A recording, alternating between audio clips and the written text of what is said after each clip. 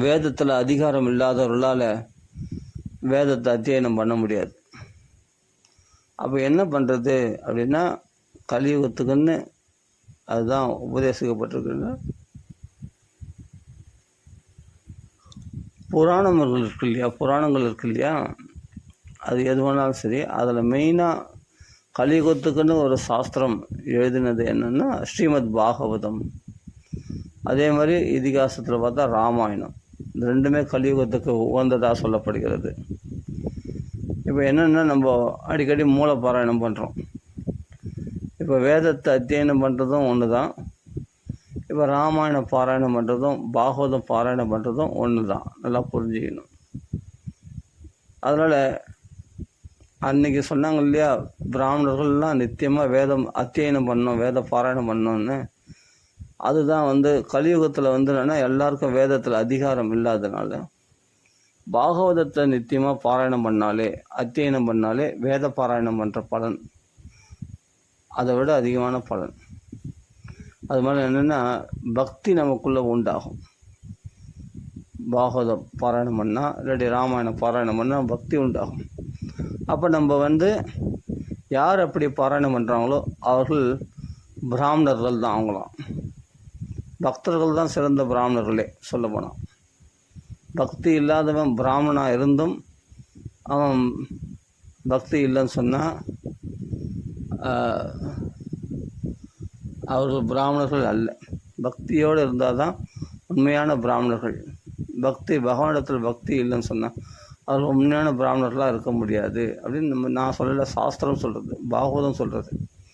ஏன்னா நது பூரியமான அவர்கள் தன்னையே பரிசுத்தப்படுத்தி கொள்ள மாட்டார்கள்.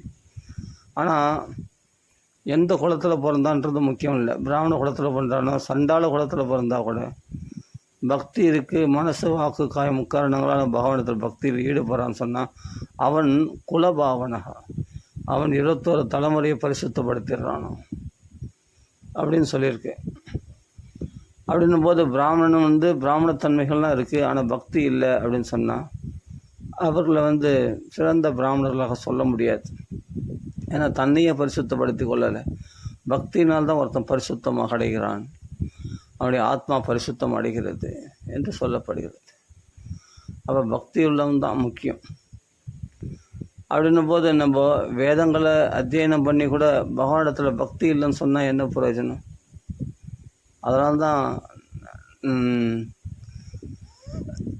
ஸ்பிஷ்டஸ்ய சூக்தஸ்ய புத்தி தத்தையோ அவிச்சித அர்த்தக கவிபிர் நிரூபித எதுத்தம ஸ்லோக குணானுவர்ணனம். சூக்தங்கள் அப்படிப்பட்ட வேதங்கள்லாம் சூக்தங்கள்லாம் அவன் நல்லா பாராயணம் பண்ணியிருந்தா கூட அதனுடைய நோக்கம் என்னென்னா, அந்த வேதத்தை அத்தியனம் பண்ணுறதுடைய நோக்கம் என்னென்னா அவிச்சுத அர்த்தகா, அது நழுவாத பலன் என்னென்னா அது கவிபேர் நிரூபிதம், மகான்களால் நிரூபணம் பண்ணப்படுதுன்னா கவி நிரூபித எதுத்தம ஸ்லோக குணானுவர்ணனம். உத்தம ஸ்லோகனுடைய குணங்களை அணுவனோ வர்ணிக்கிறது இருக்க பற்றியா, அதுதான் பலனாம்.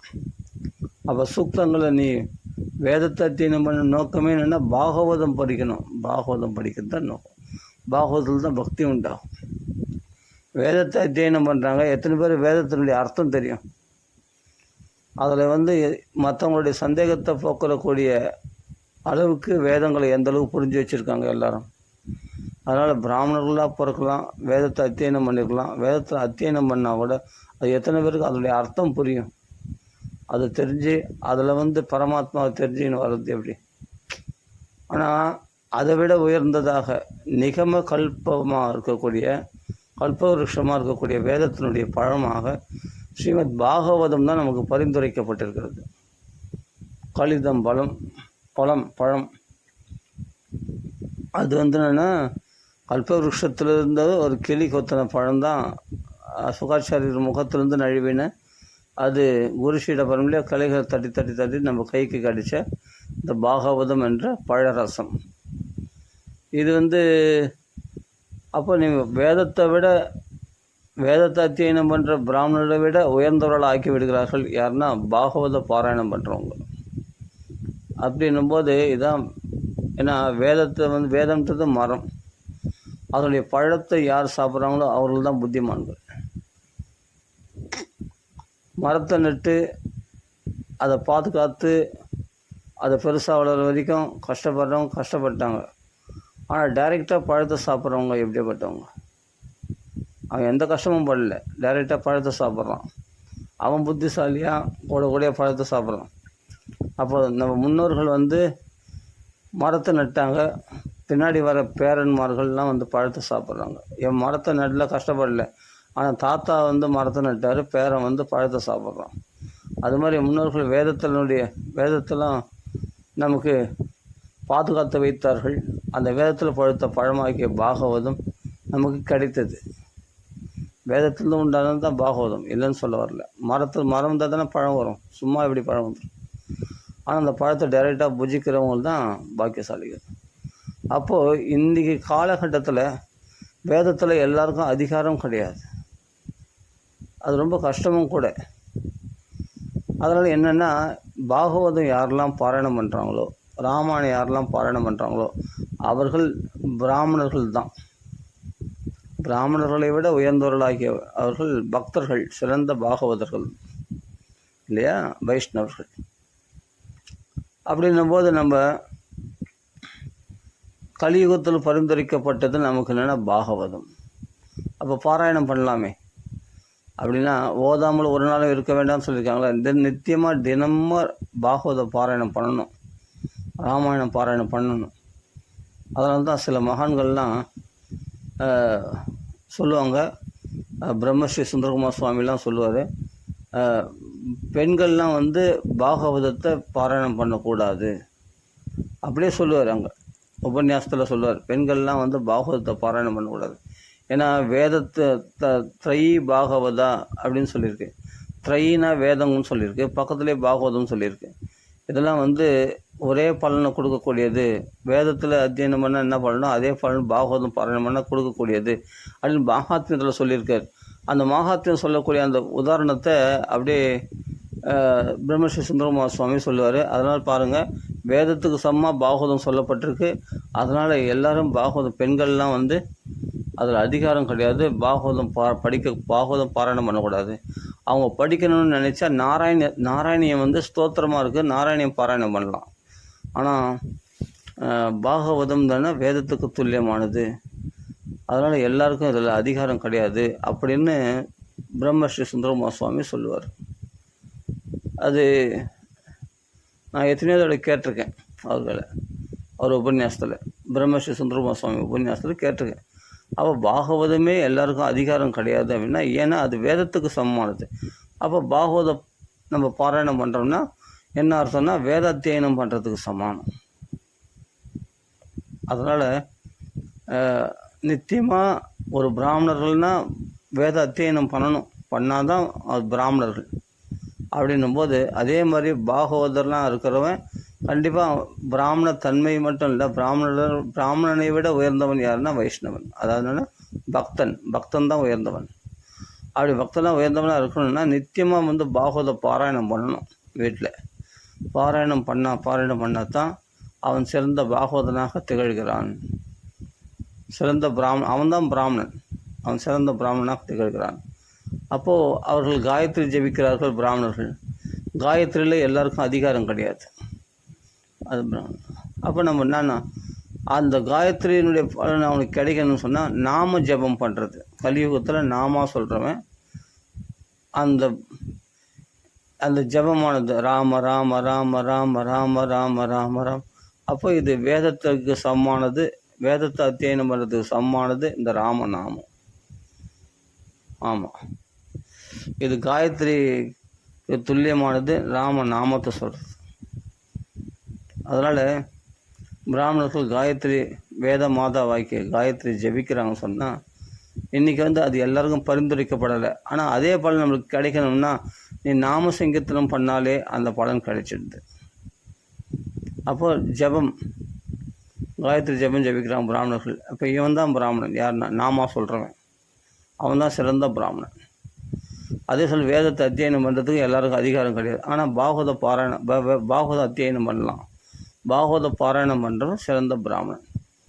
இப்போ நம்ம இதை கரெக்டாக ஃபாலோ பண்ணாவே போதும். நாமா சொல்கிறது, பாகவத பாராயணம் பண்ணுறது, அப்போ நித்தியமாக அவன் பிராமணனாகவே இருக்கிறான். பிரம்ம தேஜஸ் அவனுக்குள்ளே பிரகாசிக்கும்.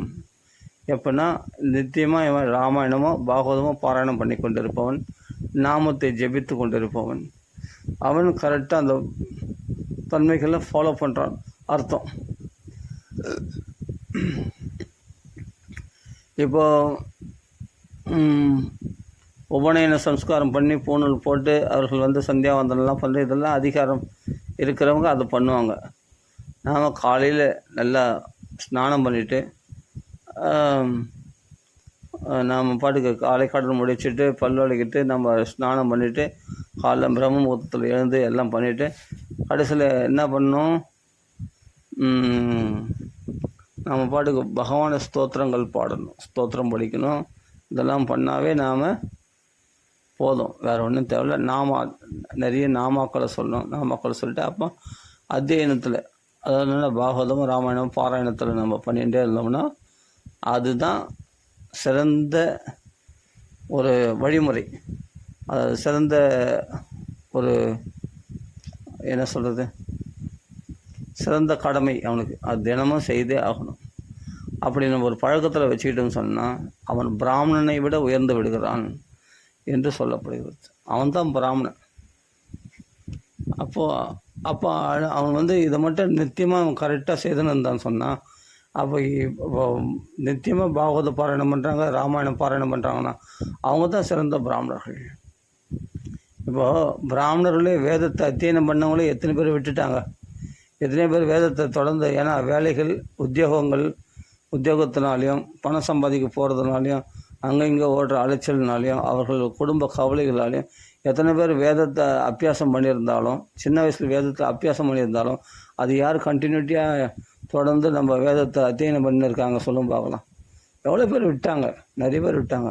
சந்தியாவந்தனமே பண்ணுறது பெரிய விஷயமா இருக்குது. காலை சந்தி சாயம் சந்தி பண்ணுறதே பெரிய விஷயமா இருக்குது. அதெல்லாம் வந்து ரொம்ப பிரம்மச்சரிய ஆசிரமத்தை கடைப்பிடிக்க எத்தனை பேர் இருக்காங்க சொல்லும் பார்க்கலாம். பிராமண குடும்பத்தில் பிறந்து எவ்வளோ பேர் விட்டுட்டாங்க இல்லையா, அப்படின்னா என்னென்னே கேட்குறாங்க. அந்தளவுக்கு ஆகிப்போச்சு.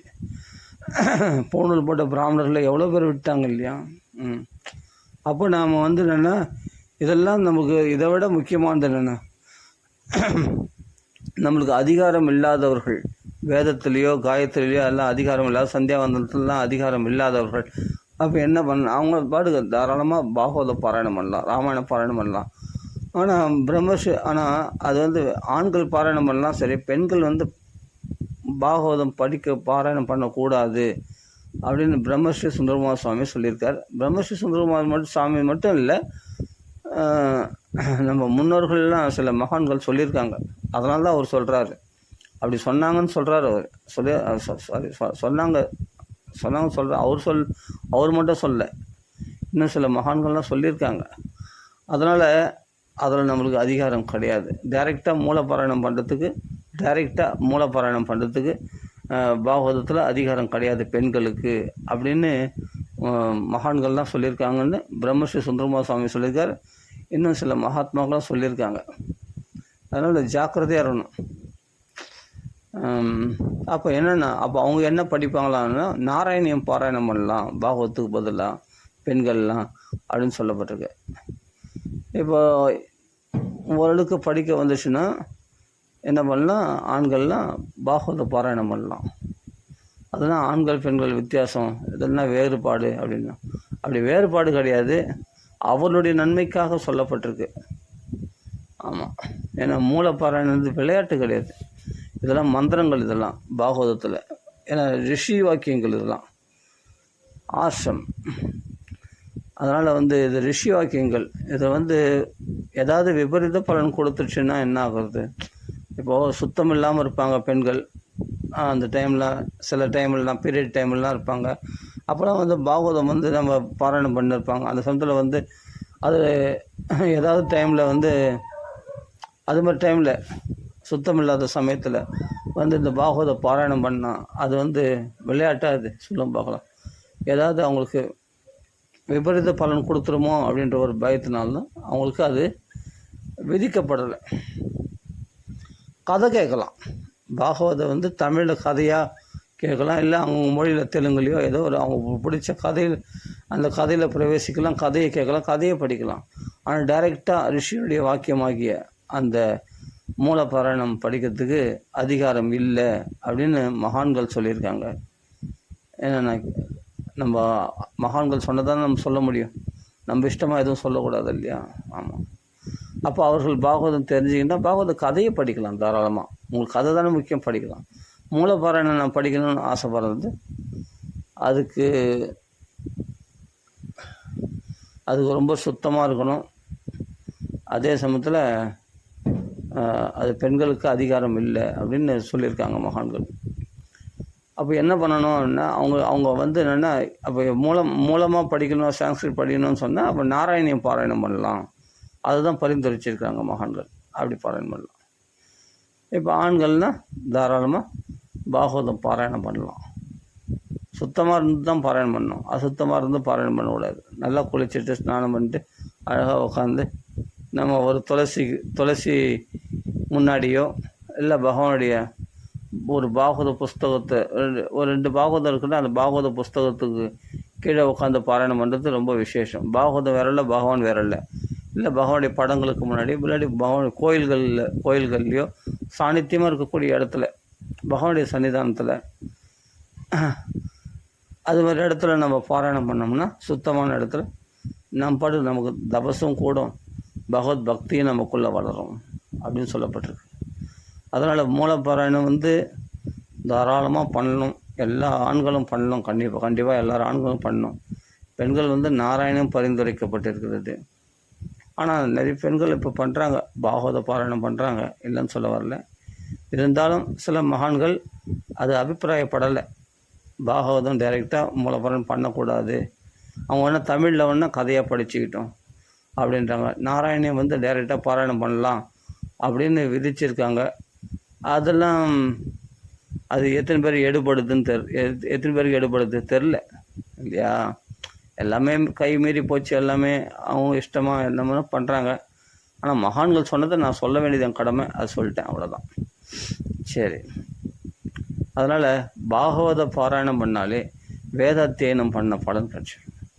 அதான் வேதஸ்ய உபபிரமணார்த்தாய், வேதத்துடைய விளக்கமாக இருக்கிறது தான் ராமாயணம். இது வந்து நிகம கல்பதரோ, வேதத்துடைய பழமைப்படுத்துறது தான் பாகவதம். அதனால் வேதம் வேறல்ல, பாகவதம் வேறல்ல. இதுக்கு வேதம் உண்மையான மகாத்மாக்கள் வந்து 12 விஷயத்துக்கு வந்து வேதத்தை பார்க்க மாட்டாங்களாம்.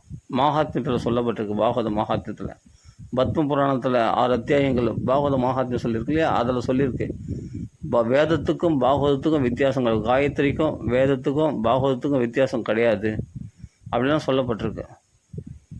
அதே சமயத்தில் எல்லாமே ஒன்று தான். அப்போ பாகவத பாராயணம் பண்ணாலும் வேதத்தை அத்தியனம் பண்ண பலன் தான். அப்போ அவர்கள் தான் சிறந்த பிராமணர்கள்.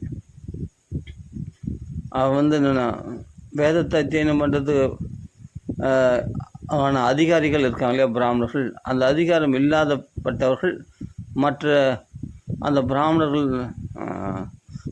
குலத்தில் பிறக்கலனா கூட சாதாரண பாமரர்களாக இருந்தால் கூட அவர்களோட பாகவத பாராயணம் பண்ணுறாங்கன்னா அவர்கள் பிராமணர்கள் தான். அவர்கள் அந்த தன்மையை அடைந்து விடுகிறார்கள். அவங்களுக்கு வேதத்தில் ஒன்றும் அதிகாரம் இல்லாமல் இருக்கலாம், அவங்களுக்கு பாகவதத்தில் எல்லாருக்கும் அதிகாரம் உண்டு, பக்தியில் எல்லாருக்கும் அதிகாரம் உண்டு. அப்படின்னும் போது அதில் தாராளமாக ஆண்கள்லாம் வந்து இந்த பாகவத பாராயணம் பண்ணலாம், ராமாயணம் பாராயணம் பண்ணலாம். படிக்க அவர்கள் வந்து தினமும் ஓதாமல் இருக்கக்கூடாது இல்லையா? அதனால் ஓதுறது அது அத்தியனம் வேதத்தை படிக்கிறதுக்கு சமமானது. அந்த பலன் அவங்களுக்கு கொடுத்துட்டோம். அப்போ ஜெபிக்கணும்னா அவங்க பகவான் நாமத்தை அனைவரும் ஜெபிக்கணும், கீர்த்தனையாக பாடலாம் ராமநாமத்தை. அதே மாதிரி ஸ்தோத்திரங்கள்லாம் இருக்குது, பகவான் ஸ்துதிகள் நிறைய பாடலாம். இதெல்லாம் நம்மளுக்கு விதிக்கப்பட்டிருக்கு. இதெல்லாம் பண்ணுறவங்களே சிறந்த பிராமணர்கள், சிறந்த வைஷ்ணவர்கள், சிறந்த பக்தர்களாக சொல்லப்படுகிறார்கள். இதை விடக்கூடாது, எக்காலத்துலேயும் நம்ம இதை விடக்கூடாது. அதனால் புரிஞ்சுக்கணும். பிராமணர்களே எத்தனை பேர் விட்டுக்கிறாங்க வேதாத்தியனத்தை? எவ்வளோ பேர் காயத்ரி விட்டாங்க சொல்லுங்க பார்க்கலாம்? எவ்வளோ பேர் சந்தியாவந்தத்தை விட்டு இருக்காங்க? யோசிச்சு பாருங்கள். அப்போது இதெல்லாம் விடாமல் ஒருத்தர் வந்து இப்போ மூல பாராயணம் பண்ணுறோம், ராமாயணம் பாராயணம் பண்ணுறோம், பாகவத பாராயணம் பண்ணுறோம்னா அப்போது வேதத்தை அத்தியனம் வேதத்திற்கு அதிகாரம் இருக்கிறவங்களே விட்டுருக்காங்க வேதத்தை பாராயணம் பண்ணாமல். அப்படின்னும் போது பாகவத பாராயணம் பண்ணுறதை விடாத பண்ணுறாங்க சொன்னால் இவர்கள் அவர்களை விட உயர்ந்தவர்களாக சொல்லப்படுகிறார்கள். அந்த பிராமணர்களை விட உயர்ந்தவர்கள் யாருன்னா தினமும் பாகவதம் பாராயணம் பண்ணுறது, ராமாயணம் பாராயணம் பண்ணுறது, நாம சங்கீர்த்தனம் பண்ணுறவங்க அவர்களை விட உயர்ந்தவர்களாக இருக்கிறார்கள். அவர்கள் தான் பிராமணர்களை உண்மையாக சொல்ல போனால். அப்போ நம்ம என்ன பண்ண, தொடர்ந்து நம்ம பாகவதமோ ராமாயணமோ பாராயணம் பண்ணினே இருக்கணும், விடக்கூடாது, எதையுமே விடக்கூடாது. அப்போ தான் பக்தியில் முன்னேற்றம் அடைய முடியும். இப்போ நம்ம அதுதான் இது ஏன்னா இது நம்மளை விதிக்கப்பட்டிருக்கு. கலியுகத்தில் இதுதான் சாஸ்திரம், பாகவதம் ராமாயணம். இதை நம்ம கண்டிப்பாக ஃபாலோ பண்ணி ஆகணும், பாராயணம் பண்ணிகிட்டே இருக்கணும். சரி விட்டுடலாம் அப்படின்னா சாப்பிட்றத மறக்கிறோமா, விட்டுடுறோமா? விட்டால் என்ன ஆகும்? என்ன ஆகும்? மயக்கம் வரும். ஒரு நாள் தாங்கலாம் பசியை, 2 நாள் தாங்கலாம், 3ஆவது நாள் தாங்க முடியுமா? அவ்வளோதான், உயிருக்கே ஆபத்தாயிடும் இல்லையா? அது மாதிரி அதை மட்டும் விட மாட்டோம் இல்லையா? அது மாதிரி நித்திய பாராயணமாக நம்ம சில பேர் என்னென்னா பாகவதம் பூரா பாராயணம் பண்ண முடியாது. அதில் என்னென்னா சில ஸ்தோத்திரங்களை மட்டும் எடுத்து பாராயணம் பண்ணுறாங்க. சில பேர் தசமஸ்கந்தம் மட்டும் பாராயணம் பண்ணுறாங்க, சில பேர் நித்தியமாக. அது மாதிரிலாம் இருக்காங்க. அதே மாதிரி ராமாயணத்தில் சுந்தரகாண்டம் மட்டும் பாராயணம் பண்ணுவாங்க. அது மாதிரி நித்தியமாக ஏதோ ஒன்று பாராயணம் பண்ணணும் கண்டிப்பாக. ஆனால் சாஸ்திரங்களை படிக்காமல் இருக்க முடியாது. சாஸ்திரங்களை படித்தாதான் ரிஷிகளுடைய கடனை அடைக்கிறோம். நாம் ரிஷிகளால் ஏற்படுத்தப்பட்டது தான், வால்மீகியால் ஏற்படுத்தப்பட்டது தான் ராமாயணம், வியாசரால் ஏற்படுத்தப்பட்டது தான் பாகவதம். அப்போ அவர்கள் நமக்கு கொடுத்துருக்க இந்த கிரந்தத்தை படிக்கிறதுனால அந்த ரிஷிகளுடைய கடனை நம்ம பூர்த்தி பண்ணுறோமா. அப்போ அது பாகவத ராமாயணம் படிக்கிறதுனால ரிஷிகடை மட்டும் இல்லை, தேவ கடன் எல்லாத்தையுமே பூர்த்தி பண்ணுறோம், ஃபுல்ஃபில் ஆகிடுது. நாம சொல்கிறதுனால எல்லாம் நம்ம பர்ஃபெக்டாக பண்ணுறோம். அதனால் கண்டிப்பாக இவர்கள் தான் சிறந்த பிராமணர்கள். அதனால் தாராளமாக நித்தியமாக பாராயணம் பண்ணணும். அது எப்படி பிராமணன் எப்படி வேதத்தை பாராயணம் பண்ணுறானோ அதே மாதிரி ஒவ்வொரு பக்தர்களும் கண்டிப்பாக பாகவதம் பாராயணம் பண்ணணும், ராமாயணம் பாராயணம் பண்ணணும். இல்லை நம்மளுக்கு உச்சரிக்க வரல அப்படின்னா அந்த பாராயணம் பண்ணுறதையாவது நம்ம காது கொடுத்து கேட்கணும். காது கொடுத்து கேட்டாலே, சிரவணம் பண்ணாலே அந்த பாராயணம் பண்ண பலன் நம்மளுக்கு கிடைக்கும். சிரவணம் பண்ணாலே பாராயணம் பண்ண பலன் கிடைக்கும். ஆனால் ஜாக்கிரதையாக நம்ம என்ன பண்ணணும், இப்போது பாராயணம் பண்ணியிருக்கோம், நாம் யூடியூப்பில் போட்டிருக்கோம். இப்போ அந்த பாராயணம் பண்ணதை நம்ம புஸ்தகத்தை வச்சு ஃபாலோ பண்ணணும். ஆனால் வேதத்தில் அக்ஷர பிழை ஏற்படக்கூடாது, ஸ்வரப்பிழை ஏற்படக்கூடாது. அப்படி பிழை ஏற்பட்டால் அதுக்கு விபரீத பலன் கொடுத்துரும். ஆனால் பாகவதத்தில் என்ன சொல்லியிருக்குன்னா சுத்தமாக இருந்த பாராயணம் பண்ணணும்.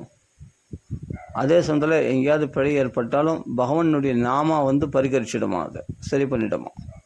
அதனால தான் நாம சங்கீர்த்தனம் பண்ணிட்டு பாகவதம் பாராயணம் பண்ணணும். பாகவத பாராயணம் பண்ணி முடிஞ்ச பிறகும் நாம சங்கீர்த்தனம் பண்ணணும். கொஞ்ச நேரமாக நாம சங்கீர்த்தனம் பண்ணணும். அந்த நாமந்தான் நம்மளை அந்த தவறுகள் எல்லாம் போக்கக்கூடியது. அதை புரிஞ்சுக்கணும். அதனால் கவலையே இந்த சந்தோஷமாக படிக்கணும். இது ஒரு கடமையாக படிக்கணும் அவசியம் இல்லை. ரசிகனாக இருக்கணுமா பாகவதம் படிக்கிறதுக்கு, ராமாயணம் படிக்கிறதுல ரசித்து படிக்கணும். ரசித்து நம்ம பாராயணம் பண்ணோம்னு சொன்னால் சுகமாக இருக்கும். இப்போது நம்ம நவாக முறையில் வச்சுருக்காங்க, சப்தாக முறையில் வச்சுருக்காங்க. ஏன் இதெல்லாம் முன்னோர்கள் ஏற்படுத்தினாங்க அப்படின்னா, நீ சப்தாக முறையில் தினமும் நித்தியமாக பாகவதமே பாராயணம் பண்ணு. உனக்கு ராமாயணம் தான் ரொம்ப பிடிக்குதா, ராமாயணமே பாராயணம் பண்ணு. எதையும் கிளாஸ் பண்ணி வேண்டாம். இல்லை மாற்றி கூட பாராயணம் பண்ணு. ஒரு சமயத்தில் நவாகம் வச்சுக்கோ, அப்போ சப்தாகம் பாகவதம் பாராயணம் பண்ணு. எப்படி வருதோ அப்படி பாராயணம் பண்ணலாம். அப்படி பாராயணம் பண்ண என்ன ஆகுனா நிறைய ஸ்லோகங்கள் மனப்பாடம் ஆகிடும். ஸ்லோகங்கள் மனப்பாடம் ஆகிடுச்சுன்னா எங்கேயாவது உபன்யாசம் கேட்கும்போது அந்த ஸ்லோகங்கள்லாம் அப்படியே உங்கள் அறியாமலே வாக்கில் அப்படியே தன்னாலேயே நீங்கள் அது உச்சரிச்சுனே இருப்பீங்க அந்த மகான்கள் உபன்யாசம் பண்ணும்போது. அப்போ அந்த ஸ்லோகங்களுக்கு அர்த்தமும் நம்மளுக்கு விளங்கும் உபன்யாசங்கள் கேட்கும்போது. இதை நம்ம விடாமல் நம்ம பண்ணோம்னா நம்ம தான் சிறந்த பிராமணர்களே, புரிஞ்சுக்கணும். அதனால் எத்தனையோ பேர் விட்டாங்க இல்லையா, பாகவதம் ராமாயணம் விடாமல் நம்ம பாராயணம் பண்ணால் நீங்கள் அவர்களை விட உயர்ந்து விடுகிறோம். அதாவது வேதத்தை அத்தியனம் பண்ணி விட்டவங்களா இருக்கிற அந்த பிராமணர்களை விட இதை விடாமல் பாகவத ராமாயண பாராயணம் பண்ணுறவங்க உயர்ந்து விடுகிறார்கள் அப்படின்னு சொல்லப்படுகிறது. சாஸ்திரங்கள்லாம் அப்படி கர்ஜிக்குது. யாகத்துடைய பலனை, யோகத்துடைய பலனை, வேதத்தியனம் பண்ண பலனை எல்லாமே கொடுத்துட்டு தான் இந்த பாகவத பாராயணமானது. அப்படியே கர்ஜதினே வருது. அப்படியே இதை விட வேற என்ன, இப்படி கர்ஜிக்கு தான் பாகவதம் சொல்கிறது தான். பாகவதமே யார்? பகவான் கர்ஜிக்கிறாராம். பகவானுடைய ரூபம் தான் பாகவதமே. மேனிலே பகவத் ரூபம் சாஸ்திரம் பாகவதம் கலியுகத்தில் பகவானுடைய அவதாரமே சாஸ்திர வடிவத்தில் பாகவத ரூபத்தில் பகவான் அவதரிச்சிருக்கிறானாம். இதான் புராணார்க்கோ அதுனோதிதா. புராணம் என்ற சூரியன் உதயமாக்கியிருக்கிறது. இதனால் நம்ம வெளிச்சத்தை பெறலாம், நம்ம வாழ்க்கையை வெளிச்சமாக்கி கொள்ளலாம், பிரகாசத்தில் இருக்கலாம் நாம் அப்படின்னு தெரிஞ்சுக்கிட்டு நாம் என்ன பண்ணணும்? பாராயணம் பண்ணணும். கண்டிப்பாக பாராயணம் பண்ணணும் ஒவ்வொருத்தரும். அப்படி பாராயணம் பண்ணிகிட்டே இருந்தோம்னா நாம் பர்ஃபெக்ட், ஓகே, பகவானுடைய அருளை பெறுவதற்கு தகுதியானவர்களாக ஆக்கி விடுகிறோம் என்று தெரிந்து கொள்ள வேண்டும். சரி,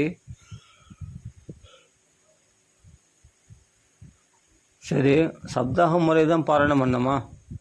ஃபுல்லாக நம்மளால் படிக்க முடியுமா? இப்போது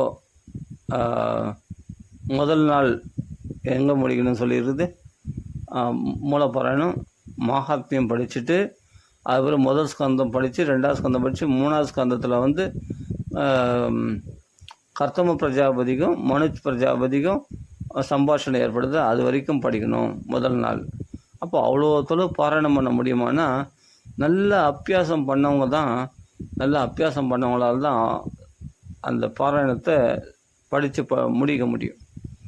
அபியாசம் இல்லாதவங்க, பாராயணம் அபியாசம் இல்லாதவங்க, சம்ஸ்கிருதம் அந்தளவுக்கு வராதவங்க கொஞ்சம் லேட்டாக நிறுத்தி நிதானமாக தான் படிப்பாங்க.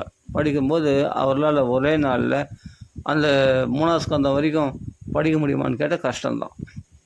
ஒரு ஸ்கந்தம் முடிக்கிறதே அவங்க தடுமாறி அப்படியே அக்ஷரம்லாம் அது கரெக்டாக உச்சரித்துக்குள்ளே போதும் ஆகிடும் இல்லையா? அப்போ அந்த கஷ்டமான அக்ஷரங்கள்லாம், கஷ்டமான பதங்கள்லாம் உச்சரிக்கணும், ரொம்ப கஷ்டமாயிடும். அப்போ அவர்களால் படிக்க முடியாது. முதல் ஸ்கந்தம் முடிக்கிறதே பெரிய விஷயமாயிடும். இது நம்ம ஆரம்பத்தில் பார்த்துருக்கோம்.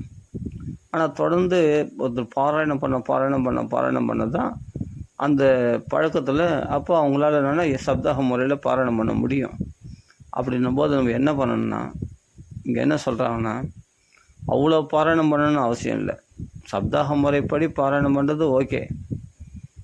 அதுக்காக பாராயணம் பண்ணாமல் இருக்கக்கூடாது. அப்படி பண்ண முடியல, நம்மளுக்கு ஸ்லோகம் வருது, ஒரு நாளைக்கு ஒரு ஸ்கந்தம் தான் முடிக்க முடியுது, கஷ்டப்பட்டு படித்தா கூட அப்படின்னு சில பேர் தமிழில் கூட போட்டிருக்காங்க. சான்ஸ்கிரிட் இந்த மூலப்பாராயணம் பாகவதம் அதில் பாராயணம் பண்ணலாம். பாராயணம் பண்ணால் கூட சில பதங்கள்லாம் கஷ்டமாக இருக்கிறதுனால ஒரு நாளில் அவ்வளோ ஃபுல்லாக படிக்க முடியாது. அப்படின்னா நீ ஒரு அத்தியாயம் படித்தா கூட படித்த மாதிரி தான். நல்லா புரிஞ்சுங்க. ஒரு ஸ்கந்தம் பூரா, முதல் ஸ்கந்தம் பூரா படிச்சுட்டா கூட பரவாயில்ல, இல்லையா ஒரு அத்தியாயம் படித்தா கூட பரவாயில்ல. பாகவதத்தில் எவ்வளவான அரை ஸ்லோகம், 1/4 ஸ்லோகம், ஸ்லோகார்த்தம் ஸ்லோகபாதம் படித்தா கூட போதும், நம்மளுக்கு பெரிய புண்ணியம்தான் அப்படின்னு சொல்லியிருக்கு. அதுக்காக அரை ஸ்லோகம் 1/4 ஸ்லோகம் படிக்கணும்னு அவசியம் இல்லை. ஒரு அத்தியாயம் 2 அத்தியாயமாவது பாராயணம் பண்ணணும் தினமும். அதுக்காக பாராயணம் பண்ணுறதை விடக்கூடாது. கண்டிப்பாக எல்லாரும் பாராயணம் பண்ணணும். பாகவதம் பாராயணம் பண்ணணும், ராமாயணம் பாராயணம் பண்ணணும், விடவே கூடாது. அதனால் நம்மளுக்கு இதில் எல்லாருக்கும் அதிகாரம் உண்டு. வேதத்தில் தான் எல்லாருக்கும் அதிகாரம் இல்லை. ஆனால் அவர் பிராமணர்லாம் வேத பாராயணம் பண்ண, அது மாதிரி நம்ம பாராயணம் பண்ணக்கூடாது. நீ தாராளமாக பாகவதம் பாராயணம் பண்ணு, ராமாயணம் பாராயணம் பண்ணு, அதில் எல்லாருக்கும் அதிகாரம் இருக்குது. தாராளமாக பாராயணம் பண்ணலாம். நம்மளுக்கு பரிந்துரைக்கப்பட்டதே அதுதான். பக்தி கிரந்தமாகிய பாகவத ராமாயணம் தான் நம்மளுக்கு பரிந்துரைக்கப்பட்டிருக்கிறது. ஆனால் நித்தியமாக பாராயணம் பண்ணலாமே. அப்போ பாராயணம் பண்ண நான் என்ன சொன்னேன்னா, சில மகான்கள் சொல்லியிருக்காங்க, பெண்களுக்கு மட்டும் அது கிடையாது, பாகவதமும் பாராயணம் பண்ண முடியாது, பாராயணம் பண்ணக்கூடாது, ஏன்னா அது ரொம்ப சுத்தபத்தமாக இருக்கணும் அப்படின்லாம் சொல்லியிருக்கு. சில மகான்கள் சொல்லியிருக்காங்க, புரியுதுங்களா? ஆனாலும் நிறைய பெண்கள் பாராயணம் பண்ணுறாங்க, இன்றைக்கி நித்தியமாக பாராயணம் பண்ணுறாங்க. அதனால் அதை பற்றி எனக்கு தெரியாது. மகான்களை கேட்டு தான் நம்ம சொல்லணும். பாராயணம் பண்ணலாமா பண்ணக்கூடாதா நம்மளுக்கு தெரியாது. ஆனால் மகான்கள் இப்போ சில பேர் சில மகான்கள் சொல்லியிருக்காங்க, பெண்கள் வந்து என்னென்னா பாகவதம் பாராயணம் பண்ணக்கூடாது, அவர்கள் நாராயணியம் பாராயணம் பண்ணலாம் அது பதில் அப்படின்னு சொல்லியிருக்காங்களே தவிர இது என்னுடைய அபிப்பிராயம் இல்லை. நல்லா புரிஞ்சுக்கிது, என்னுடைய அபிப்பிராயமாக நான் சொல்லலை, மகான்கள் அப்படி சொல்லியிருக்காங்கன்னு நான் சொல்கிற வரேன், அவள் தான். அதுக்காக பாராயணம் பண்ணுறதை விடக்கூடாது. இல்லைன்னா ஒன்று நாராயணியம் பாராயணம் பண்ணு, இல்லை எனக்கு பாகவதம் தான் அதிகாரம் இருக்குது, பாகவதம் தான் எனக்கு படிக்கணும்னு ஆசையாக இருக்குது அப்படின்னா தாராளமாக எல்லாரும் படிக்கலாம் பாகவதம் அப்படின்னு சில மகான்களும், இன்னும் சில மகான்களும் பெண்கள்லாம் கூட பாகவதம் படிக்கலாம் அப்படின்னு சில மகான்களும் சொல்லியிருக்காங்க. சில மகான்கள் என்னென்னா பெண்களுக்கு வந்து பாகவதம் படிக்கிறது பதில் நாராயணம் பாராயணம் பண்ணணும், பாகவதம் படிக்க வேண்டாம் அப்படின்னு சில மகான்களுடைய அபிப்பிராயம். சில மகான்களுடைய அபிப்பிராயம் என்னென்னா தப்பும் தவறமாக இருந்தால் கூட கொஞ்சம் துணிஞ்சடித்து பாகவதம் பாராயணம் பண்ணலாம் அப்படின்னு சில மகான்கள் அபிப்பிராயப்படுறாங்க. அப்போ பெண்கள்லாம் கூட படிக்கிறாங்க பாகவதம். ஏன்னா மகான்கள் அதே சில மகான்கள் வந்து படிக்கலான்னு சொல்லியிருக்காங்க பாகவதம். அப்போ நம்ம எதை எடுத்துக்கிறதுனா இது என்னுடைய அபிப்பிராயம் இல்லை. சில மகான்கள் இப்படி சொல்கிறாங்க, பெண்கள் படிக்கக்கூடாதுன்னு சொல்கிறாங்க பாகவதத்தை. சில மகான்கள் பெண்கள் படிக்கலான்னு சொல்கிறாங்க. நம்ம எதை எடுத்துக்கிறதுன்னு நமக்கு தெரியல. அதனால் அவங்கவுங்களா எந்த மகான்களை ஃபாலோ பண்ணுறீங்களோ அந்த மகான்கள் என்ன சொல்கிறாங்களோ அதை ஃபாலோ பண்ணாவே போதுமானது. அவ்வளோதான். ஆக மொத்தம் மெயினாக என்னென்னா பெண்கள் வந்து பாகவதம் படிக்கிறது, நாராயணம் படிக்கிறது பெஸ்ட்டு. ஏன்னா விஷபரீட்சை வேண்டாம், அதுக்காக தான் சொல்ல வரேன். விஷபரீட்சை வேண்டாம். மகான்கள் சொன்னாங்கன்னா அது ஒரு காரணம் இருக்கும். காரணம் எல்லாம் மகான்கள் சொல்ல மாட்டாங்க, தங்களுடைய சொந்த அபிப்பிராயமாக சொல்ல மாட்டாங்க. சில பேர் படிக்கலான்னு சொல்கிறது என்னென்னா வேறு வழி இல்லை, பக்தியை வளர்க்குறதுக்காக அவங்களுக்கு கொஞ்சம் அந்த வாய்ப்பை கொடுத்துருக்காங்க. பாகவதம் கொஞ்சம் படிக்க, சரி உங்களால் எனக்கு படிக்கணும்னு ஆசையாக இருக்கும்போது அந்த ஆசையை தடுக்க வேண்டாமே அப்படின்றதுக்காக சில மகான்கள் சொல்லியிருக்காங்க படிக்க சொல்லி. சில மகான்கள் என்ன சொன்னால் ஸ்ட்ரிக்டாக சொல்லியிருக்காங்க, பாகவதம் பெண்கள் படிக்கக்கூடாது, அவர்கள் அதுக்கு பதில் நாராயணியம் பாராயணம் பண்ணலாம் அப்படின்னு சொல்லியிருக்காங்க. அது இது கூட எதை சொல்கிறேன், இது நான் சொல்கிறேன் எதுக்காகனா மகான்கள் சொல்லியிருக்காங்க தவிர என்னுடைய அபிப்பிராயம் கிடையாது. என்னுடைய அபிப்பிராயம் என்னென்னா என்னுடைய அபிப்பிராயம் ஒன்று கிடையாது. ஏன்னா எல்லாம் மகான்கள் என்ன முன்னோர்கள் என்ன வழிவகுத்தாங்களோ அதை பின்பற்றி கம்முன்னு நம்ம கண்ணை முடின்னு மகான்கள் சொன்னதை அப்படியே ஃபாலோ பண்ணால் போதுமானது, வேறு ஒன்றுமே வேணாம். நம்மளுக்கு தனி அபிப்பிராயம் வேண்டவே வேண்டாம், அதை ஃபாலோ பண்ணாவே நம்மளுக்கு போதுமானது. இப்போ ஆண்கள் படிக்கிறேன்னா படிக்கலாம், தாராளமாக படிக்கலாம். அதனால் பொதுவாக என்ன சொல்லியிருக்கு, வேதத்தில் தான் ஸ்திரீ சூத்திர துவஜபந்தூனாம் ந ஸ்ருதி கோச்சரா, ஸ்திரீகள் சூத்திரர்கள். அதே சமயத்தில் இப்போ நான் சொல்கிறது என்னென்னா ஸ்திரீகள் சூத்திரர்கள் துவஜபந்து, பிராமண தன்மை இல்லாதவன், ஆனால் பிராமண குலத்தில் பிறந்திருக்கான். அதே சத்திரியனாக பிறந்திருக்கான், ஆனால் சத்திரியத்தன்மை இல்லை. அதே சமயம் வைஷ்யனாக பிறந்திருக்கான், வைஷ்யத்தன்மை இல்லை. அப்போ அவர்கள்லாம் என்னென்னா திஜபந்துக்கள். அதே சமயத்தில் சூத்திரர்கள், அப்போ அவர்கள் வந்து என்னென்னா சூத்திரர்கள்னால் குணத்தினாலே செயல்களாலேயும் சூத்திரர்களாக இருக்கும். அதே மாதிரி ஸ்திரீகள் பிறப்பாலே சேர்த்து ஸ்திரீகளாக சொல்ல போகிறோம் படுகிறது. அதாவது பிறப்பாலே ஸ்திரீகளாக இருக்கிறவங்க, சரி ஓகே. ஸ்திரீகள் சூத்திரர்களும் துஜபந்துக்கள் சொல்லக்கூடியது என்னென்னா, துஜர்கள்னால் இருபிறப்பாளர்கள் 3 பேர் சொல்லப்பட்டிருக்கு. பிராமண சத்திரிய வைஷ்யம் 3 பேர் வந்து இருபிறப்பாளர்கள் அப்படின்னு சொல்லப்பட்டிருக்கு. சூத்திரன் வந்து என்னென்னா 4வது வர்ணத்தவன். அதாவது இது குணங்களுடைய செயல்களுடைய அடிப்படையில் குணகர்ம விபாகஷா, பிறப்பால் இல்லை, அதெல்லாம் புரிஞ்சுக்கணும்.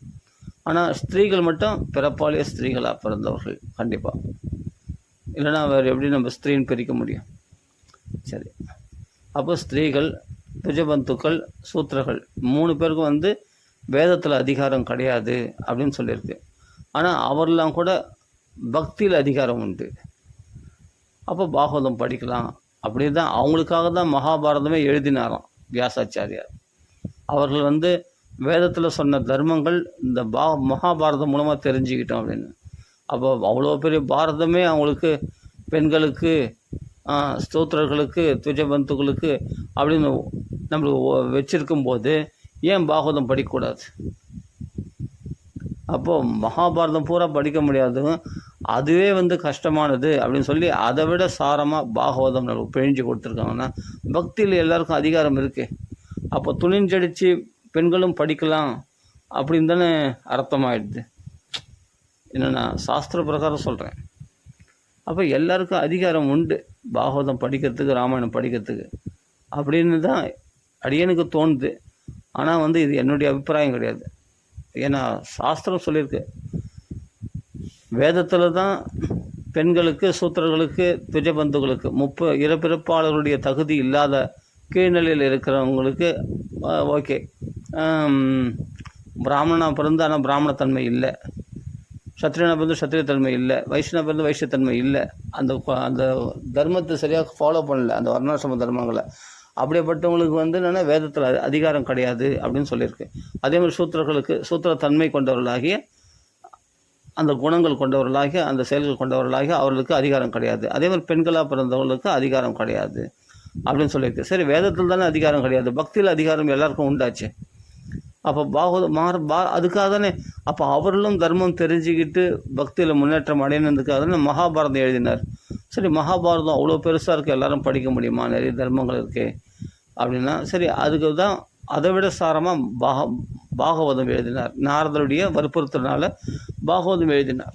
அப்போ பாகவதத்தில் எல்லாருக்கும் அதிகாரம் உண்டு அப்படின்னு தானே அர்த்தமாயிடுது. அப்போ ஸ்திரீகள், சூத்திரர்கள், துஜபந்துக்கள் எல்லாருக்குமே பாகவதத்தில் அதிகாரம் இருக்குன்னு தானே அர்த்தமாயிடுது. அதுக்கு வேண்டி தான் நம்ம பாகவதம் எழுதினார். இதே பாகவதத்தில் சொல்லப்பட்டிருக்கு இல்லையா, வேதத்தில் இவங்களுக்கு அதிகாரம் இல்லாத இவங்களுக்கு பக்தியில் அதிகாரம் இருக்குது அப்படின்னு தானே சொல்லப்பட்டிருக்கு. அப்போ நம்ம எதை எடுத்துக்கணும் அப்படின்னா, உண்மையிலே சொல்லப்போனால் பக்தி வர்றதே பெரிய விஷயம். அதில் இதை படிக்கக்கூடாது, அதை படிக்கக்கூடாது அப்படின்னா நம்ம பேதம் பிரித்தோம்னா அப்புறமா எப்படி பக்தி பண்ணுவாங்க? அவங்களுக்கு ஆசையாக இருந்து படிக்கணும்னு ஆசையாக இருந்தால் நாராயணன் படிக்கலாமே அப்படின்னு சொல்லுவோம். நாராயணன் இல்லை, எனக்கு பாகவதம் படிக்கணும்னு ஆசைப்படுறாங்கன்னா பாகவதம் கதையாக படிக்கட்டும், படித்த பக்தியை வளர்த்துக்கிட்டோம். இல்லை மூலபாராயணமே கேட்கணும்னு ஆசையாக இருக்குன்னா அப்போ என்ன பண்ணுறாங்க, சில மகான்கள்லாம் அதுக்கு அனுமதி கொடுத்துருக்காங்க. சரி, படிக்கட்டும், பாகவத பாராயணம் பண்ணிட்டோம் அப்படின்னு சில மகான்களுடைய அபிப்பிராயம். சரி, அதனால் சில மகான்கள் இப்படி அபிப்பிராயப்படுறாங்க, பாகவதத்தில் பெண்கள் அதிகாரம் இல்லைன்னு சொல்கிறாங்க. சில மகான்கள் நான் சொன்னேன், பாகவதம் துணிஞ்சடிச்சு படிக்கலாம், பெண்களுக்கு அதிகாரம் இருக்குது அப்படின்னு சில மகான்களுடைய அபிப்பிராயம். அதனால் நம்ம ரெண்டு விதமாக மகான்கள் சொல்லியிருக்காங்க. அதனால் ஆர்வம் இருக்கிறவங்க படிக்கிறாங்க, அவ்வளோதான். சரி, அதை பற்றி ரொம்ப டிஸ்கஸ் பண்ண வேணாம். அது அவங்களுடைய அபிப்பிராயத்தை பிரகாரம், அந்த பக்தி பிரகாரத்தில் பக்தி தான் முக்கியம். பக்தி பிரதானமாக யார் அதிகமாக இருக்கிறதோ அவங்க படிக்கணும்னு ஆசைப்பட்றாங்கன்னா படிக்கட்டுமே. அப்படி தான் சில மகான்கள் அதுக்கு இடம் கொடுத்துருக்காங்க, படிக்கலாம் அப்படின்ட்டு. சரி, சில மகான்கள் ஸ்ட்ரிக்டாக சொல்லியிருக்காங்க படிக்கூடாது, சில மகான்கள் தாராளமாக படிக்கட்டுன்னு அதுக்கு இடம் கொடுத்துருக்காங்க. சரி, ஆக மொத்தம் பாகவதமே சொல்கிறது என்னன்னா, பக்தியில் எல்லாருக்கும் அதிகாரம் உண்டு அப்படின்னு தான் சொல்லியிருக்கு.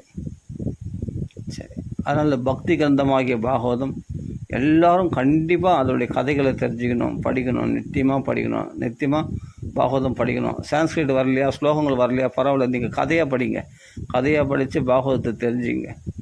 கண்டிப்பாக அந்த பாகவத்தை நித்தியமாக பாராயணம் பண்ணணும். கதையாக படித்தா என்ன, சான்ஸ்கிரிட்டாக படித்தா தானே, ஏன் கதையாக படிக்கக்கூடாதா? அது கதையாக படித்து நல்லா அனுபவிங்க. அனுபவம் தான் முக்கியம், ஸ்வானுபாவம். அதனால் என்றைக்குமே தினமும் நம்ம மனசு உலக விஷயங்களில் உழல்கிறது. அதை தடை பண்ணுறதுக்கு, அந்த உலக விஷயத்துக்கு இடையூறாக இருக்கிறது தான் பாகவதம். பாகவதத்துக்கு இடையூறாக உலக விஷயங்கள் இருக்கும்பொழுது உலக விஷயத்தில் ஈடுபடாமல் இருக்கிறதுக்கு அதுக்கு இடையூறாக இருக்கிறது பாகவதம். நீ பாகவதம் படிச்சுன்னு இருக்கும்போது உலக விஷயத்தில் ஈடுபட மாட்டேன், முடியாது, ஈடுபட முடியாது. பக்தி விஷயத்தில் ஈடுபடும் போது உலக விஷயத்தில் ஈடுபடுறவங்க பக்தி விஷயத்தில் ஈடுபட முடியாது இல்லையா? ஒன்றுத்தில் தானே மனசு ஈடுபடும். இதில் இது ஈடுபடும் போதே அதை ஈடுபட முடியுமா என்ன? முடியாது. இப்போ 2 கால் இருக்குன்னா 2 பாதை போக முடியாது. 2 கால் இருந்தாலும் ஒரு பாதையை தானே ஒரு பாதையில் தானே போக முடியும், ஒரு திசைக்கு தானே போக முடியும். 2 காலம் 2 திசைக்கு போக முடியும், கிழக்கு மேற்கு 2 திசை 2 காலால் போக முடியுமா என்ன? போக முடியாது. அப்போ 2 பாதையிலும் ஒரு திசையில் போக முடியும். அதுபோல் மனசு ஒரு விஷயத்தில் தான் ஈடுபட முடியும், எல்லா விஷயத்துலையும் ஈடுபட முடியாது இல்லையா? அப்போது உலக விஷயத்தில் ஈடுபடுறவங்க பகவத் விஷயத்துக்கு வர மாட்டாங்க, பகவத் விஷயத்தில் ஈடுபடுறவங்க உலக விஷயத்துக்கு போக மாட்டாங்க. இதுலேயே அவங்களுக்கு ருச்சி வந்துடும் ஆட்டோமேட்டிக்காக. அது அபியாசம் இல்லை, பழக்கத்தில் வரல. பழக்கத்தில் வந்துடுச்சுன்னா, இதை டேஸ்ட் பண்ணிட்டாங்கன்னா, இதை ருச்சிச்சிட்டாங்கன்னா, அந்த சத் சங்கத்தில் அவங்க டேஸ்ட் பண்ணிட்டாங்கன்னா, அப்படி வளர்ந்துட்டாங்கன்னா அதில் தான் அவங்களுக்கு ருச்சிக்கும். அவங்க பௌதிக விஷயங்களில் ருச்சிக்க மாட்டாங்க. பௌதிக விஷயத்தில் டேஸ்ட்டை வளர்த்துக்கணுங்க. அவங்க இந்த பாகவத விஷயம் புதுசாக இருக்கும். அவங்க என்னென்னா இதில் ருச்சி வராது அவங்களுக்கு. இதில் அவங்களுக்கு போர் அடிக்கிற மாதிரி இருக்கும். பாகவத பாராயண மட்டத்திலே பார்த்தா நிறைய பேர் அப்படியே உட்காந்து கவனிப்பாங்க, அப்படியே தூங்கி இருப்பாங்க, ஒரு பக்கம் பாராயணம் நடந்துகிட்டே இருக்கும். ஆனால் பாராயணம் பண்ணி டேஸ்ட் பண்ணவங்க என்ன பண்ணால் பாகவதத்தை கீழே வைக்க மனசு வராது. பாராயணம் பண்ணினே இருப்பாங்க. அடுத்தடுத்து நான் ஒரு 2 அத்தியாயம் படிக்கிறேன், நான் ஒரு 2 அத்தியாயம் படிக்கிறேன் அப்படின்னு பாகம் பிரித்து படிப்பாங்க. எல்லாம் கூட சேர்ந்து அப்படி ஒத்துமையாக சேர்ந்து பாராயணம் பண்ணுவாங்க. அதனால் அதில் டேஸ்ட்டை வளர்த்துனவங்களுக்கு அதுதான் சுவைக்கும். அந்த இடத்துல பௌதிகவாதி ஒருத்தன் உட்காந்துருந்தான்னு சொன்னால், அந்த பாகவத பாராயணத்தை புஸ்தகத்தை வச்சு, புஸ்தகமே வாங்கியிருந்தாலும் அதை வச்சு பாராயணம் பண்ணுவான். கொஞ்ச நேரம் பாராயணம் அப்படியே ஃபாலோ பண்ணுவான். அதுக்கப்புறம் என்ன பண்ணுவான், அந்த புஸ்தகத்தை மூடி வச்சுட்டு போய் தூங்குவான். அந்த சேர் மேலே உட்காந்து தூங்குவான். இதே நம்ம பார்த்துருக்கோம். இல்லை எங்கன்னா செவத்து மேலே சாஞ்சி தூங்கின்னு இருப்பாங்க. அவன் பௌதிக இதே பௌதிகவாதி இது மாதிரி இருப்பான். ஆனால் பக்தர்கள் என்ன பண்ணுவாங்க, அதை டேஸ்ட்டாக நல்லா இன்னும் பாராயணம் பண்ணினே இருக்கணும் போல் அவங்களுக்கு ஆசை தூண்டி விட்டுனே இருக்கும். அப்போ எந்த சர்க்கம்ஸ்டன்ஸில் நம்ம வளர்கிறோமோ, எந்த சூழ்நிலைகளில் நம்ம வளர்கிறோமோ, அதனால் பக்த சங்கத்திலே நம்ம இருந்தோம்னு சொன்னால் அந்த சுவை, அந்த விஷயங்கள் தான் அவங்களுக்கு ரொம்ப பிடிக்கும் இல்லையா? பௌதிக விஷயம் அவங்களுக்கு பிடிக்கவே பிடிக்காது, அறவே பிடிக்காது. பௌதிக விஷயத்தில் உழல்றவங்களுக்கு பகவத் பக்தியை பற்றி பேசினா அவங்களுக்கு போர் அடிக்கும். அது அவங்களுக்கு அவ்வளோ பிடிக்காது. நம்மளுக்கு என்ன ஆச்சரியமாக இருக்கும், பகவத் பக்தி கூட பிடிக்காதவங்க கூட ஒருத்தர் உண்டா அப்படின்னு பார்த்தா அது மாதிரி சில பேர் இருக்காங்க பௌதிகவாதிகள். ஆனால் எவ்வளோ பேர் இருக்காங்க பக்தியை கூட பிடிக்காதவங்க உண்டானுங்கண்ணா. அவங்களுக்கு எவ்வளோ பேர் நம்ம பலவந்தமாக கூப்பிட்டு பார்ப்போம், வரவே மாட்டாங்க. பக்தினாவே அவங்களுக்கு வெறுப்பாக இருக்கும். ஆனால் பௌதிக விஷயம் ஊர் வம்பு பேசணுன்னா ரொம்ப சுவையாக இருக்கும் அவங்களுக்கு. அரசியலை பற்றி பேசணும், சினிமா பற்றி பேசணும், காமெடி பேசணும், அது இதுன்னு வேறு ஏதாவது பௌதிகமான விஷயங்கள், மனசை கலங்கப்படுத்தக்கூடிய, பிறவிகளை வளர்க்கக்கூடிய, பந்தங்களை உண்டு பண்ணக்கூடிய, மேலும் மேலும் மன உளைச்சலுக்கு ஆளாக்கக்கூடிய அப்படிப்பட்ட பௌதிக விஷயங்களில் அவங்க சுவையுடையவர்களாக அதில் ரமித்து பேசின்னு இருப்பாங்க. ஆனால் பக்தர்களுக்கு இது அறவே பிடிக்காது. இதை டைம் வேஸ்ட்டு, கால விரயம் என்று நினைத்து அதை ஒதுக்கி தள்ளிவிட்டு பாகவதத்தை பற்றி தான் பேசுவாங்க, ராமாயணத்தை பற்றி பேசுவாங்க. அவர்கள் பக்தருடைய சங்கம், அது ஒரு தனி கூட்டம். அது அந்த இடத்துல போய் காதை கொடுத்துட்டோம்னா அப்படியே கங்கா பிரவாகம் போல் அந்த பாகவத வெள்ளம் பொழியும் போது, ராமாயண வெள்ளம் பொழியும் போது அதில் போய் நினைஞ்சிட்டோம்னா மனசு சுத்தமாயிடும். அந்த டேஸ்ட்டு இருக்கிறவங்களுக்கு தானே அதை சுவைக்க முடியும். அந்த டேஸ்ட்டு இல்லாதவங்களுக்கு போய் எதுவும் கொடுத்தோம்னா அதனுடைய பிரயோஜனம் தெரியாது, ஒன்றும் தெரியாது. அவர்கள் அங்கே இருந்தாவே அவங்களுக்கு போர் அடிக்கிற மாதிரி இருக்கும், எழுந்து போயிடுவாங்க. அதான் பிரயோஜனம். அதனால் நம்ம ஜாக்கிரதையாக இருக்கணும். எந்த சங்கத்தில் நம்ம பழகிறோம், பகவத் பக்தர்கள்னு சொல்கிறோம். ஆனால் பார்த்தா எவ்வளோ பேர் அந்த பக்தர்கள் அதே கோயிலில் பார்த்தா எவ்வளோ ஊர் வம்புகளை பேசுகிறாங்க. அதே பக்தர்களாக அவங்க பக்தர்கள்னு சொல்லி தான் பாகவத்துக்கு வந்தாங்க. ஆனால் அங்கே வீட்டு கதைகளை தான் பேசுகிறாங்க. பக்தர்கள் யாருன்னா பகவத் விஷயத்தையே பேசுகிறவன் தான். ஏன்னா அவன் எதில் ரமிக்கிறான், ஊர் வம்பில் வீட்டு கதைகளை பற்றி, குடும்ப விஷயங்களை பற்றி பேசுகிறது ரமிக்கிறானா நல்லா பார்த்தா தெரியும். பக்தர்களா அபக்தர்களான்னு குடும்ப விஷயத்தை பற்றி பேசுகிறதுலேயே ரமிக்கிறாங்கன்னா அவங்க பக்தர்கள் இல்லை, பௌதிகவாதிகள், சாதாரண பாமர்கள். ஆனால் பக்தன் எப்படி இருப்பான்னா கொஞ்ச நேரம் கூட பகவத் விஷயம் இல்லாமல் பொழுதே போகாது. அவனுக்கு கூப்பிட்டு அவங்க பேசினாவே அவனுக்குள்ள பக்தி வாசனை, அந்த பாகவத வாசனை, ராமாயண வாசனை அடிக்கும். அவங்கள பார்த்தா அவரிடத்துல போய் பேசினாவே நம்மளுக்கு என்னென்ன, நம்மளுக்கு ஃபிக்ஸ் ஆகிடும். பாகவத்தில் பக்தி உண்டாயிடும், ராமாயணத்தில் பக்தி உண்டாயிடும். மேலே மேலே இந்த பக்தர்களோட பழகணும் போல் ஆசையாகவே இருக்கும். அப்போ அவர்களை பார்த்து தெரிஞ்சிக்கலாம் நம்ம இவர்கள் தான் சிறந்த பக்தர்கள் என்று. அப்போ அந்த சங்கத்தை நாம் தேடி போய் நம்ம அந்த சங்கத்தை நம்ம வளர்த்துக்கணும், அதிகமாக வளர்த்துக்கணும். வளர்த்து கொண்டு அந்த சங்கத்திலே இருக்க நாம் முயற்சி பண்ணணும். அந்த சங்கத்தை விட்டு விலகக்கூடாது. அப்போ எந்த சங்கத்தில் நம்ம பழகிறோமோ அந்த விஷயத்தில் தான் நம்ம ருச்சி அந்த விஷயத்தில் தான் நம்மளுக்குள்ள அந்த பழக்க வழக்கங்கள், அந்த சூழ்நிலைகள், அந்த விஷயத்தில் தான் நமக்கு ருச்சி அதிகரிக்கும். பௌதிகத்தில்னா அந்த விஷயத்தில் தான் நம்ம ருச்சிக்கும். ஆன்மீகத்தில்னா பக்தியில்னா பாகவதம் பாராயணம் பண்ணுறவங்க, பக்தியில் இருக்கிறவங்கன்னா அந்த கதைகளை பேசி அனுபவிக்கணும்னா அந்த ஒரு கூட்டத்தில் இருக்கிறது தான் அவங்களுக்கு பிடிக்கும். அதுதான் நல்லா சுகமாக இருக்கும் அவங்களுக்கு. அதை விட்டு வெளியே போனால் பிடிக்கவே பிடிக்காது. நீ கோடி ரூபா கொடுத்தா கூட உலக விஷயங்களை உழல மாட்டாங்க. அது ஜடமான ஒரு வஸ்து தானே. பணம், பொண்ணு, மண் எல்லாமே ஜடமானது தானே. அது ஜீவன் உள்ளதான் என்ன. பணம், நோட்டு, காகிதம் அச்சடிச்சிருக்காங்க இல்லையா, பணம், காகிதங்கள், அதெல்லாம் ஜடம் தானே.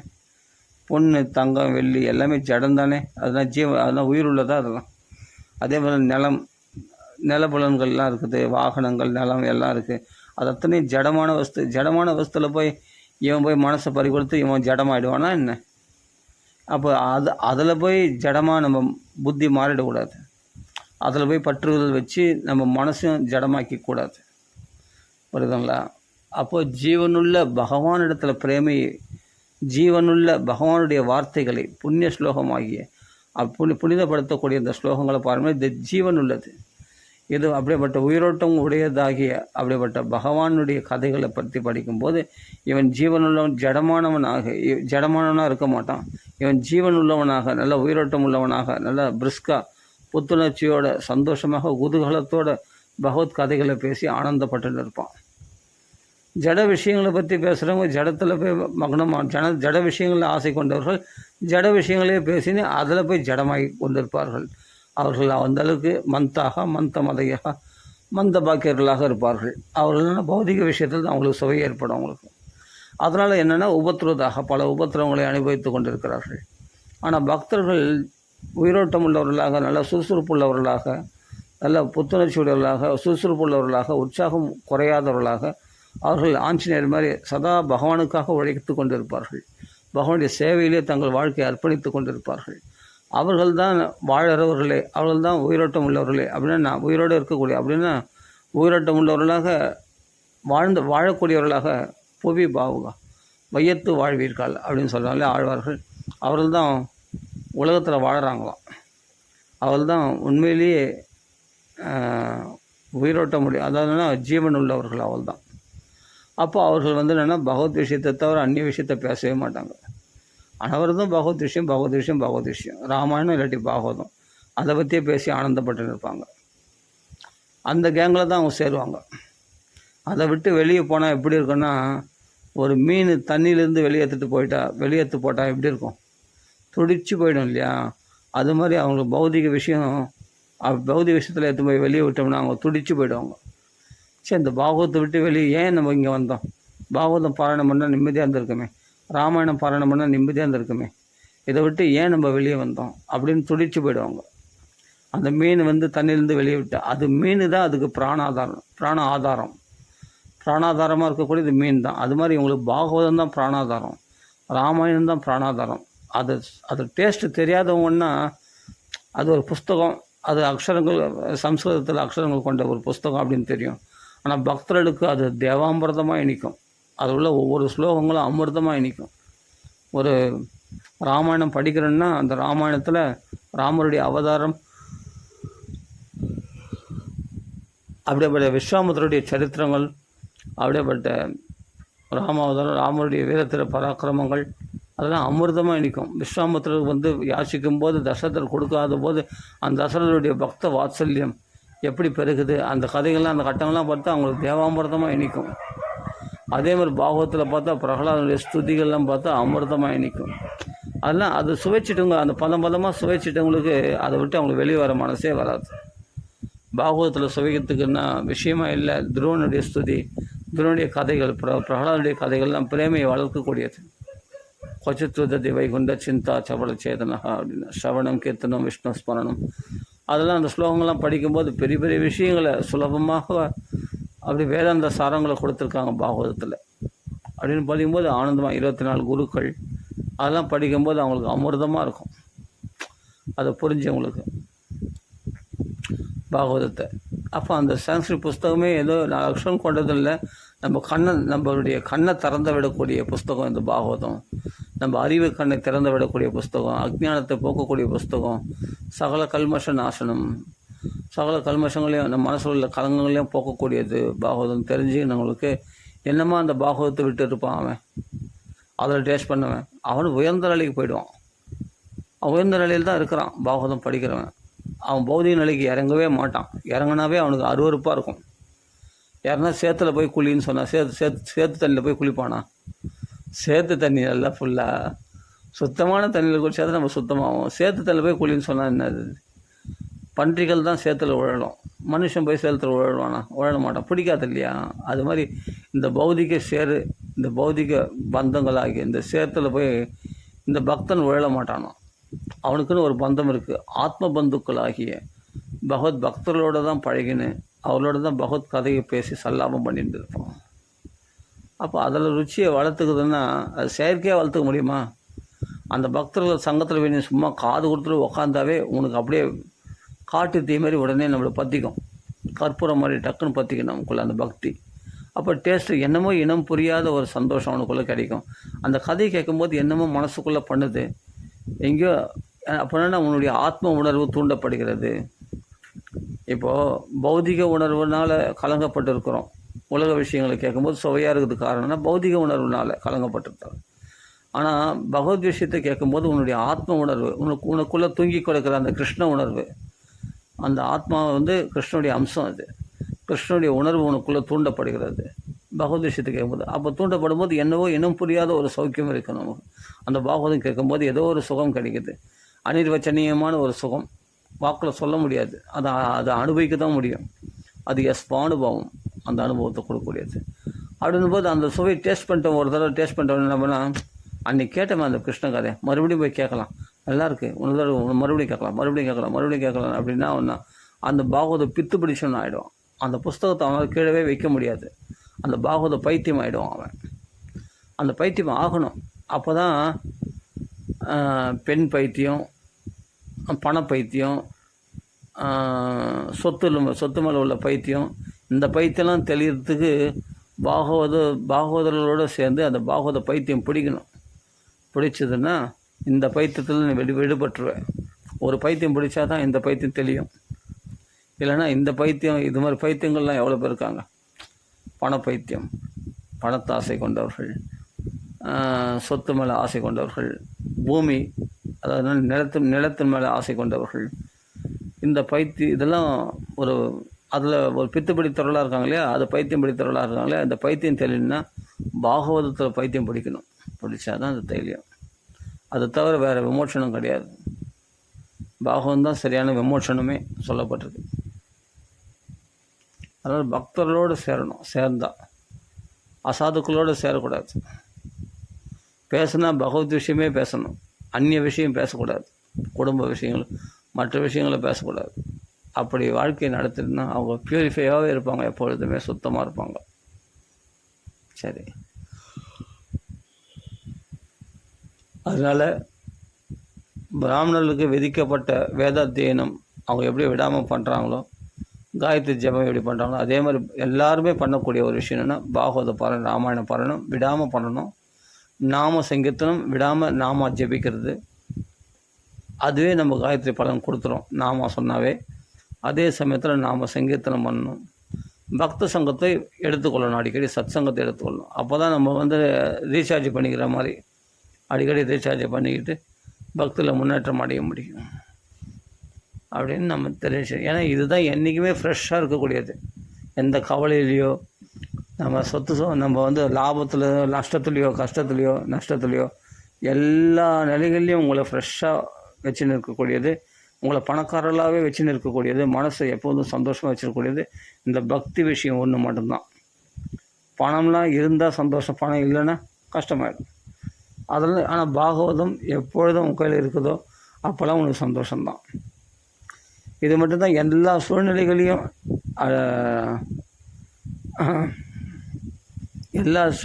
வாஷ் அவுட் பண்ணி நம்மளை எப்போதும் ஃப்ரெஷ்ஷான சூழ்நிலையில் வச்சுன்னு இருக்கக்கூடியது பாகவதம் மாத்திரம்தான். பாகவத ராமாயணம் மட்டும்தான். நீ எந்த சூழ்நிலை வேணா இரு உலக விஷயத்தில். அன்றைக்கி நல்லா இருந்தேன், நான் இளமையாக இருந்தேன், சந்தோஷமாக இருந்தேன். இன்றைக்கி வயசாகி போச்சு, என்னால் ஒன்றும் முடியல, அப்படின்னு பௌதிக விஷயத்தில் உழல்றவங்க சொல்லுவாங்க. ஆனால் ஆன்மீகவாதிகள்னா வயசான காலத்துலேயும் சந்தோஷமாக இருப்பாங்க. 70 வயசுலும் அப்போ கூட நடுராத்திரில் எழுந்து பாகவதத்தை அந்த ஸ்லோகங்களை படித்தா தான் அவங்களுக்கு திருப்தியாக இருக்கும். ஆமாம், அதில் தான் அவங்களுக்கு இளமையாக இருப்பாங்க. அந்த பாகவத்தில் படித்தா அவங்க இளமையாகிடுவாங்க. உடனே கண்களில் கண்ணீர் வந்துடும், தொண்டை கத்கதம் உண்டாகிடும், ரோமாஞ்சனம் ஏற்பட்டுடும், உலகாங்கிதம் ஏற்பட்டுடும். அதை படிக்காமல் அவங்களால இருக்க முடியாது. எப்படி அதான் சொன்னேன், தண்ணியிலே தான் மீன் இருக்கும், அதை விட்டு வெளியே அந்த கரை ஏறினா அதால் இருக்க முடியாது. அது மாதிரி கரையில் இருக்க முடியாது அது ரொம்ப நேரம். அது மாதிரி பௌதிக விஷயத்தில் ரொம்ப நேரம் இருக்க முடியாது.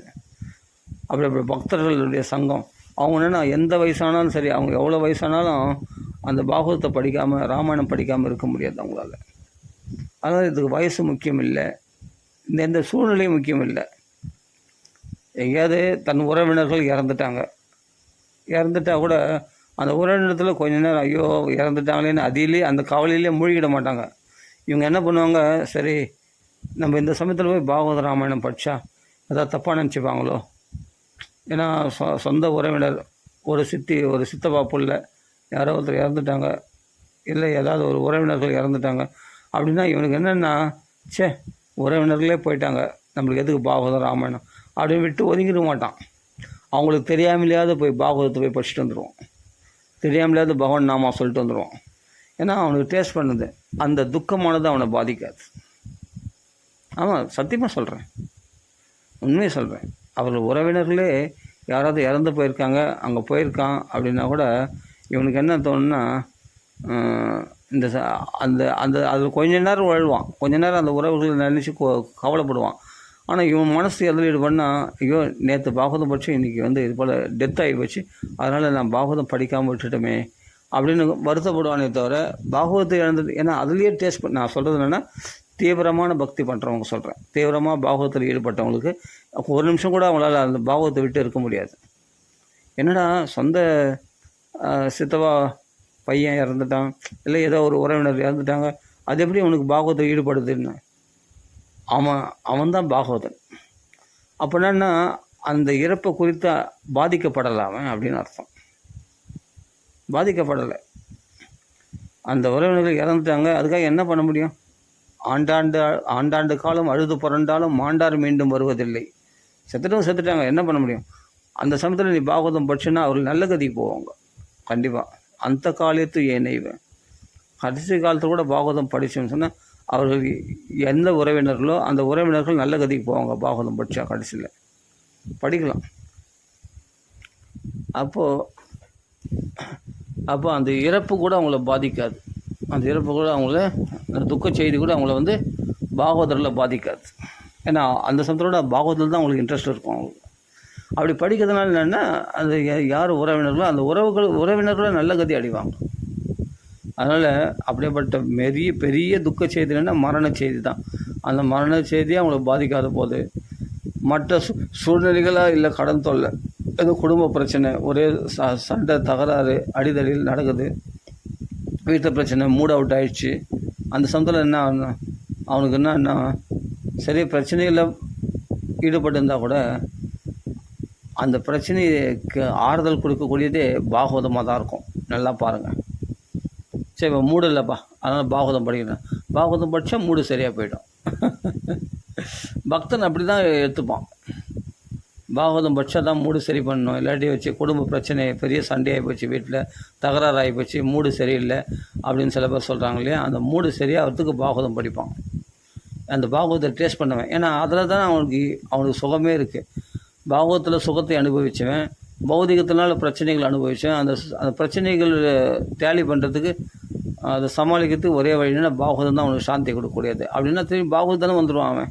அதனால் அந்த சில பேர் சொல்லுவாங்க, வீட்டில் பிரச்சனை சார், எங்கே சார் நான் பாகவத்துக்கு வர்றது, ருக்மணி கல்யாணம் சீதா கல்யாணத்துக்குலாம் அப்புறம் வர்றேன், ஃபஸ்ட்டு என் பொண்ணு கல்யாணத்தையே நான் பண்ண முடியல, எனக்கு வீட்டில் ஒரே பிரச்சனையாக இருக்குது அப்படின்னு சில பேர் என்ன பண்ணுவோம், தட்டி கழிச்சிடுவாங்க. அப்படின்னா அந்த பாகவத டேஸ்ட்டை அவன் சரியாக உணரலன்னு அர்த்தம், ராமாயண டேஸ்ட்டை அனுபவிக்கலன்னு அர்த்தம்.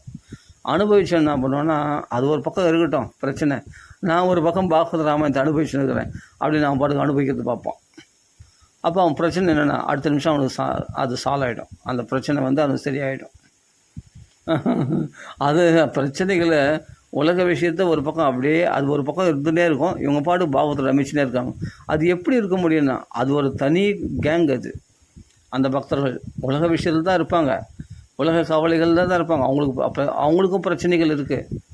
பௌதிகவாதி பக்தி இல்லாதவங்களுக்கு மட்டும்தான் பிரச்சனை வருதுன்னு இல்லை, பக்தியில் இருக்கிறவங்களுக்கு பிரச்சனை வரும். ஆனால் அந்த பிரச்சனைகள் அவங்க கண்டு காணாமல் அவர் பாவத்திலேயே ரமிச்சிருப்பாங்க.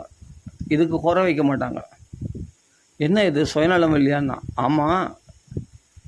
ஆமாம் நீ பணத்து முன்னாடி ஓடுறியா, அது சுயநலம் இல்லையா?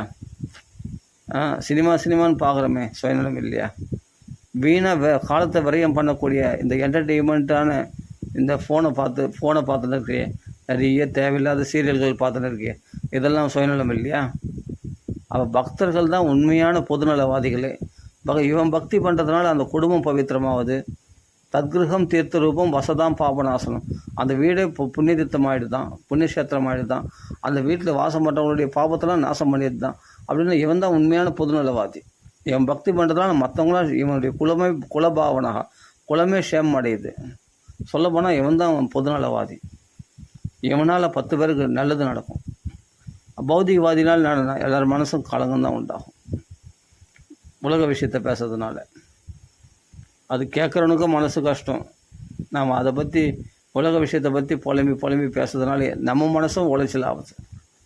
அந்த கவலைகளே பற்றி பேசுனா கவலையே தான் இருக்கும். பகவத் விஷயத்தை பேச பாருங்க, எல்லோரும் பவித்திரம் அடைவாங்க, எல்லாருக்கும் சேமாகுது.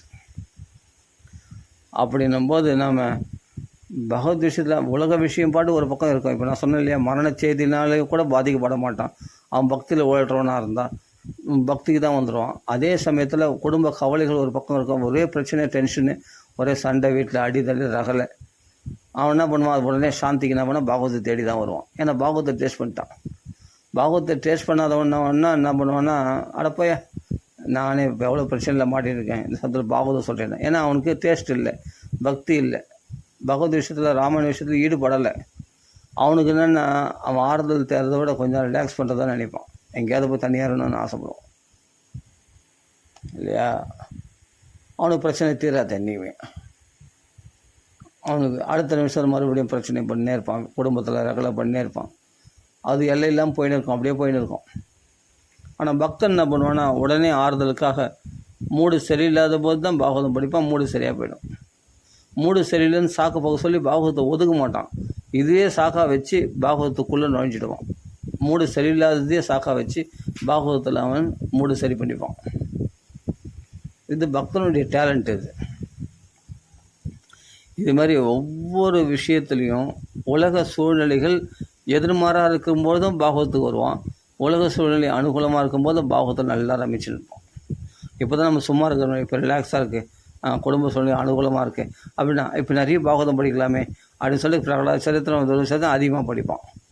மூடு சரியில்லைன்னா அப்படின்னா அந்த மூடு சரியாகிறதுக்கு பாகவதம் வந்து தான் மனசு தென்ப கொடுக்கக்கூடியதுன்னு சொல்லி உடனே பாகவதம் வந்துடுவான். எந்த சூழ்நிலையும் பாகவதம் படிக்கிறவன் பாதிக்கப்பட மாட்டான். இப்போ நான் சொன்னாலே இறப்பு செய்திலே பாதிக்கப்பட மாட்டான். அவன் மற்ற குடும்ப தகராறு சண்டை இதுலேயும் பாதிக்கப்பட மாட்டான். அதுக்கு இப்போ சொல்யூஷன் என்னென்னா பாகவதம் படிக்கிறது தான், பாகவத கதைகளை ரமிக்கிறது தான் வந்துடுவான். இப்போ இதில் கவனம் திருப்பிடுவான். அதனால் எல்லா சூழ்நிலையும் பக்தனுக்கு அனுகூலமான சூழ்நிலைகள் தான். அதனால் நம்ம அப்படிப்பட்ட பக்தருடைய சங்கத்தை நம்ம எடுத்துக்கணும்னா அவங்க சொல்லி கொடுத்துருவாங்க எல்லாத்துக்கும் சொல்யூஷன் பாகவதான்னு. அதை பார்த்து அவன் கற்றுப்பான். அவங்க கடைப்பிடிக்கிறத பார்த்தே அவன் கற்றுப்பான். இதெல்லாம் பாதிக்கப்பட மாட்டான். அவ்வளோ பவர்ஃபுல் இந்த பாகவத ராமாயணம். சரி, அதனால் சூழ்நிலைகள் ஒரு தடையே கிடையாது பாகவதம் படிக்கிறதுக்கு.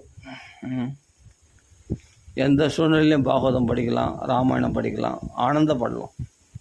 நம்ம ஆனந்தத்தை கெடுக்கிறதுக்கு என்ன காரணம்?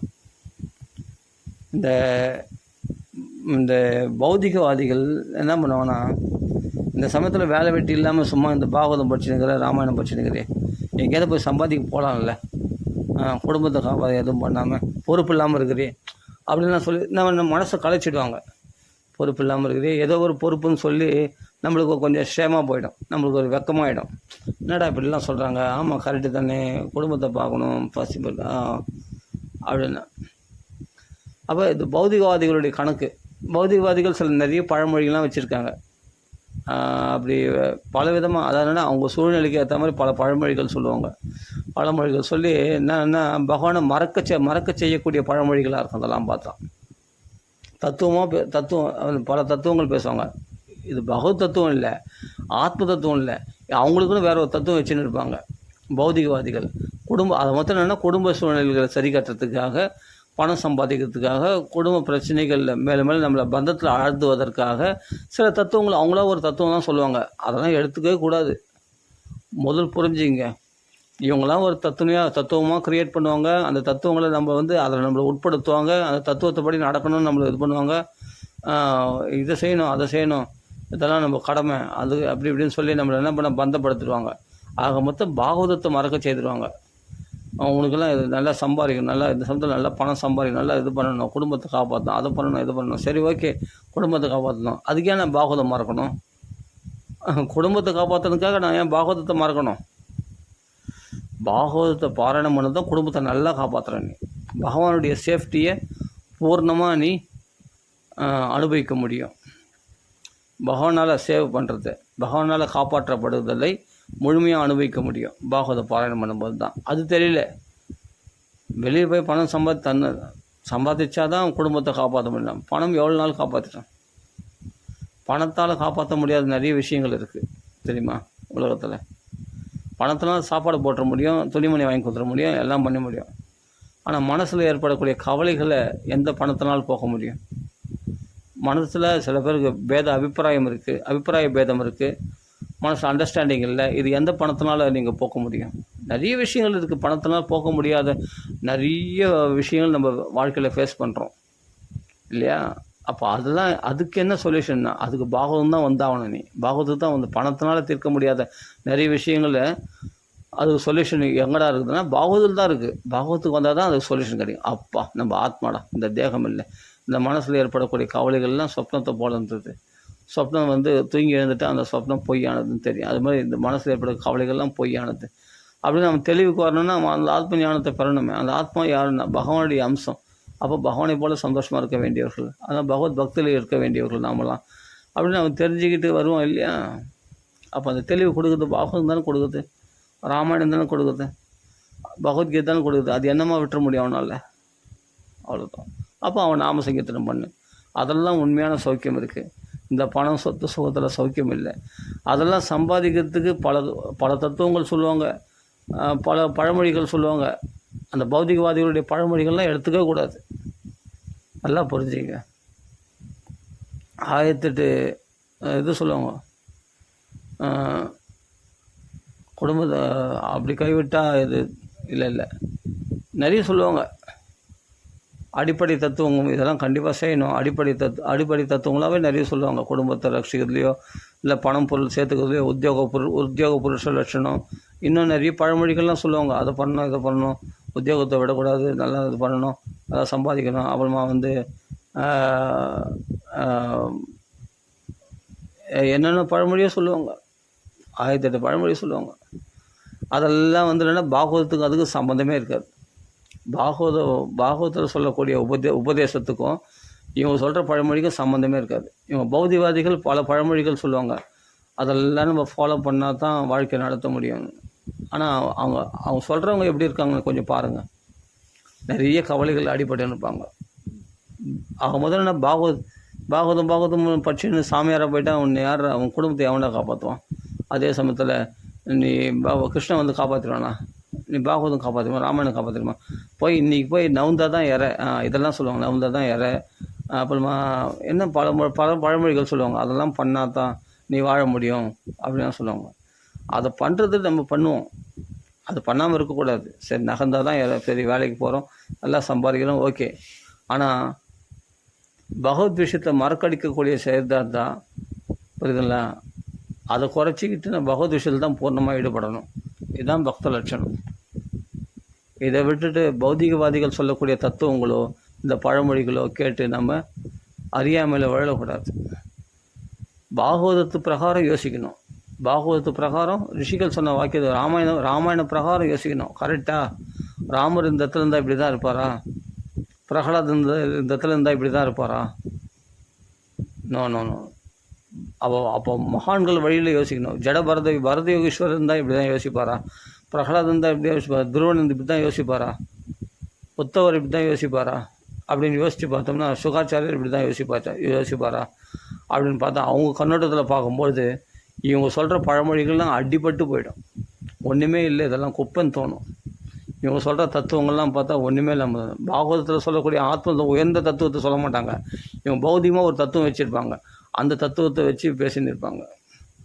அதனால் அவங்க சொல்கிற அந்த குடும்பத்தில் இப்படி பண்ணணும் அப்படி பண்ணணும்னு சொல்லிட்டு சில உபதேசங்கள்லாம் பண்ணுவாங்க. ஆனால் அது நம்மளுக்கு என்னென்னா, பரவாயில்ல, நல்லா படித்தோன்னா நம்ம பெரிய பிகாம் எம்காம் இது படித்தா நம்ம நல்லா பெரிய பேங்க் வேலைக்கு போகலாம், நல்லா சம்பாதிக்கலாம் அப்படின்னா, இது மனசுக்கு ஆசையை உண்டாக்கக்கூடியது, பகவானை மறக்க செய்யக்கூடியது அப்படின்னு இவன் உணர மாட்டான். அதுதான் ரொம்ப பிரயோஜனமானதாக நினைப்பான் அவன். அதுதான் ரொம்ப முக்கியமானதாக நினைப்பான். அதை ரொம்ப அத்தியாவசியமானதாக நினச்சி அந்த படிப்புகளை படித்த அந்த உத்தியோகத்தில் போகிறது தான். ஏன்னா அப்படி தான் சொல்லிக் கொடுத்து அம்மா அப்பா சொல்லிக் கொடுத்து அதுக்குன்னு பணத்தை செலவு பண்ணி படிக்க வைக்கிறாங்க. அப்போ அதுதான் உயர்வாக அவன் நினைப்பானே தவிர, அது ஆணோ பெண்ணோ அதை நினைப்பா. பெண்ணாக இருந்தால் அது இல்லாட்டி ஆனந்தான் அதை நினைப்பான். அதுதான் உயர்வாக நினைப்பான். அதுதான் அத்தியாவசிய தேவை நினைப்பான். அது முக்கியமாக தோணிட்ட பிறகு அவங்களுக்கு பாகவதம் முக்கியமாக தோன்றதுக்கு வாய்ப்பே கிடையாது. எப்போ பிகாம் எம்காம் படித்து சிஏ படித்து நான் சேட்டரில் கொண்டு படித்து நான் பெரிய பேங்க் வேலைக்கு போய் நல்லா சம்பாதிக்கணும் அப்படின்ற அதில் ஸ்ட்ராங்காக மனசு பதிஞ்சு அப்படி தான் அம்மா அப்பா சொல்லி கொடுத்து வளர்த்துருக்காங்க. இதான் சொல்கிறேன், பௌதிக தத்துவங்கள் இதெல்லாம், பௌதிகமான தத்துவங்கள் இதெல்லாம், பௌதிகமான பழமொழிகள். நல்லா உத்தியோக புருஷ லட்சணம், கண்டிப்பாக நல்லா சம்பாதிக்கணும், இது பண்ணணும், நல்லா சொத்து செய்யணும் அப்படின்னு பகவானை மறந்துடணும். பகவானை மறக்கிறதுக்கு இது மாதிரி சப்பக்கட்டு 1008 காரணங்கள், அத்தியாவசிய தேவைங்கிற ஒரு காரணத்தை சொல்லி பாகவத்திலேருந்து ஒன்று பிரித்து வச்சிடணும், ராமாயணத்தை விட்டு பிரித்து வச்சிடணும் பகவத் பக்தியிலேருந்து. அப்படி போனால் தப்பி தவறி அவன் தெரியாமல் பகவத் ராமாயணம் வந்தால் நீ சாமியாராக போயிட போறியா? அப்போ குடும்பத்தை காப்பாற்ற மாட்டியா? குடும்பத்தை நடுத்தல் நிற்க வச்சுடுவியா?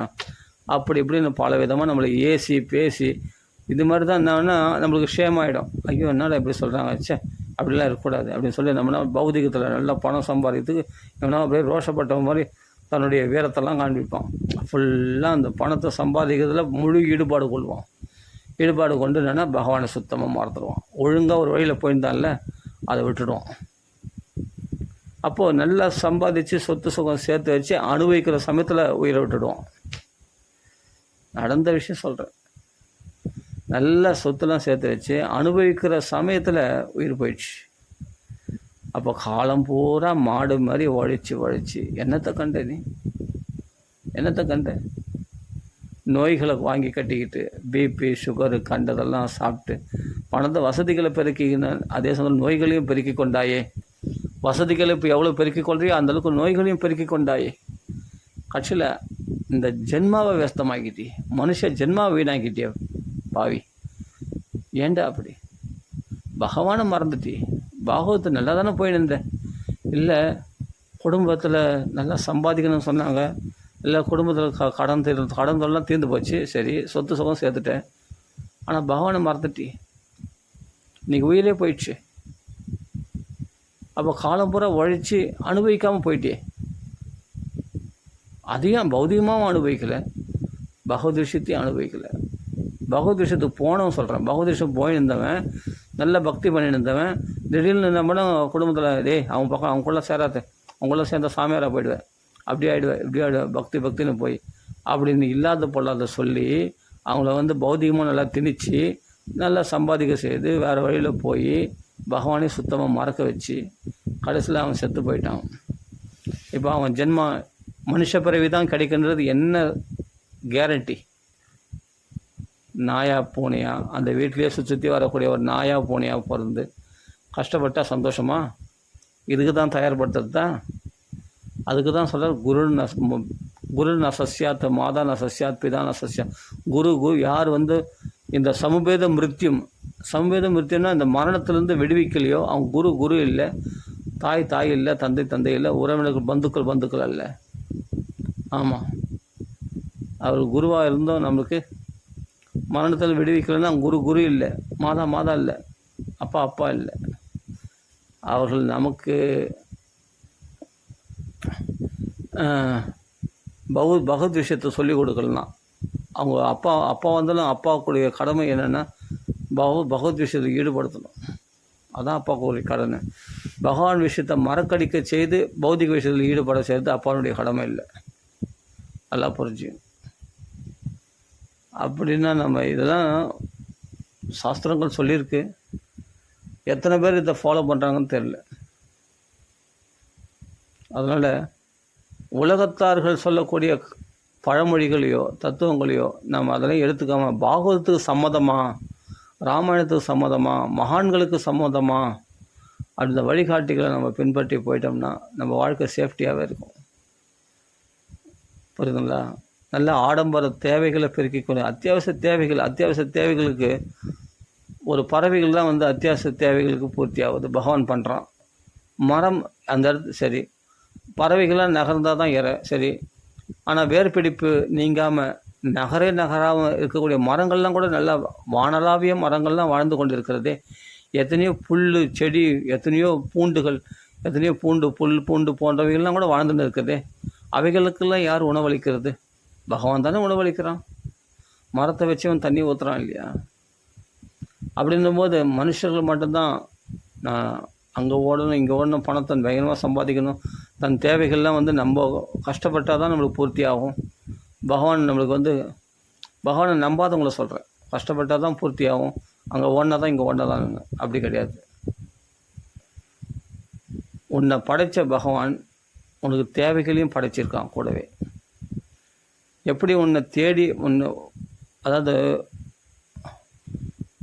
நீ கேட்காமலே உனக்கு எப்படி பசி வருதோ அந்த பசிக்கு தேவையான ஆகாரமும் நீ கேட்காமலே கிடைக்கும். கண்டிப்பாக கிடைக்கும். உனக்கு ஆட்டோமேட்டிக்காக கிடைக்கும். உனக்கு வேணும்னா அந்த பசி இருந்தால் அப்போ எங்கேயாவது சாப்பாடு வேணும்னு நீ நினச்சின்னா அதுக்கேற்ற மாதிரி உனக்கு எங்கேயாவது சாப்பாடு கிடச்சிடும். அதனால் பசியை படைத்தவன் பகவான். அந்த பசிக்கு தேவையான உணவையும் பகவான் தான் படைத்தான். முதல் புரிஞ்சுங்க. நமக்குள்ளே பசின்னு ஒன்று இருக்குது இல்லையா? அந்த பசியினுடைய தேவைகளுக்கும் பகவான் ஏதாவது ஒன்று ஏற்பாடு பண்ணியிருப்பான் இல்லையா?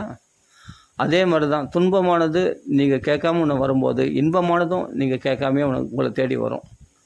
பகவான் இயற்கையை அப்படி தான் படிச்சுக்கிறான். பகலுக்கு 12 மணி நேரம்னா இரவுக்கு 12 மணி நேரம் தான்.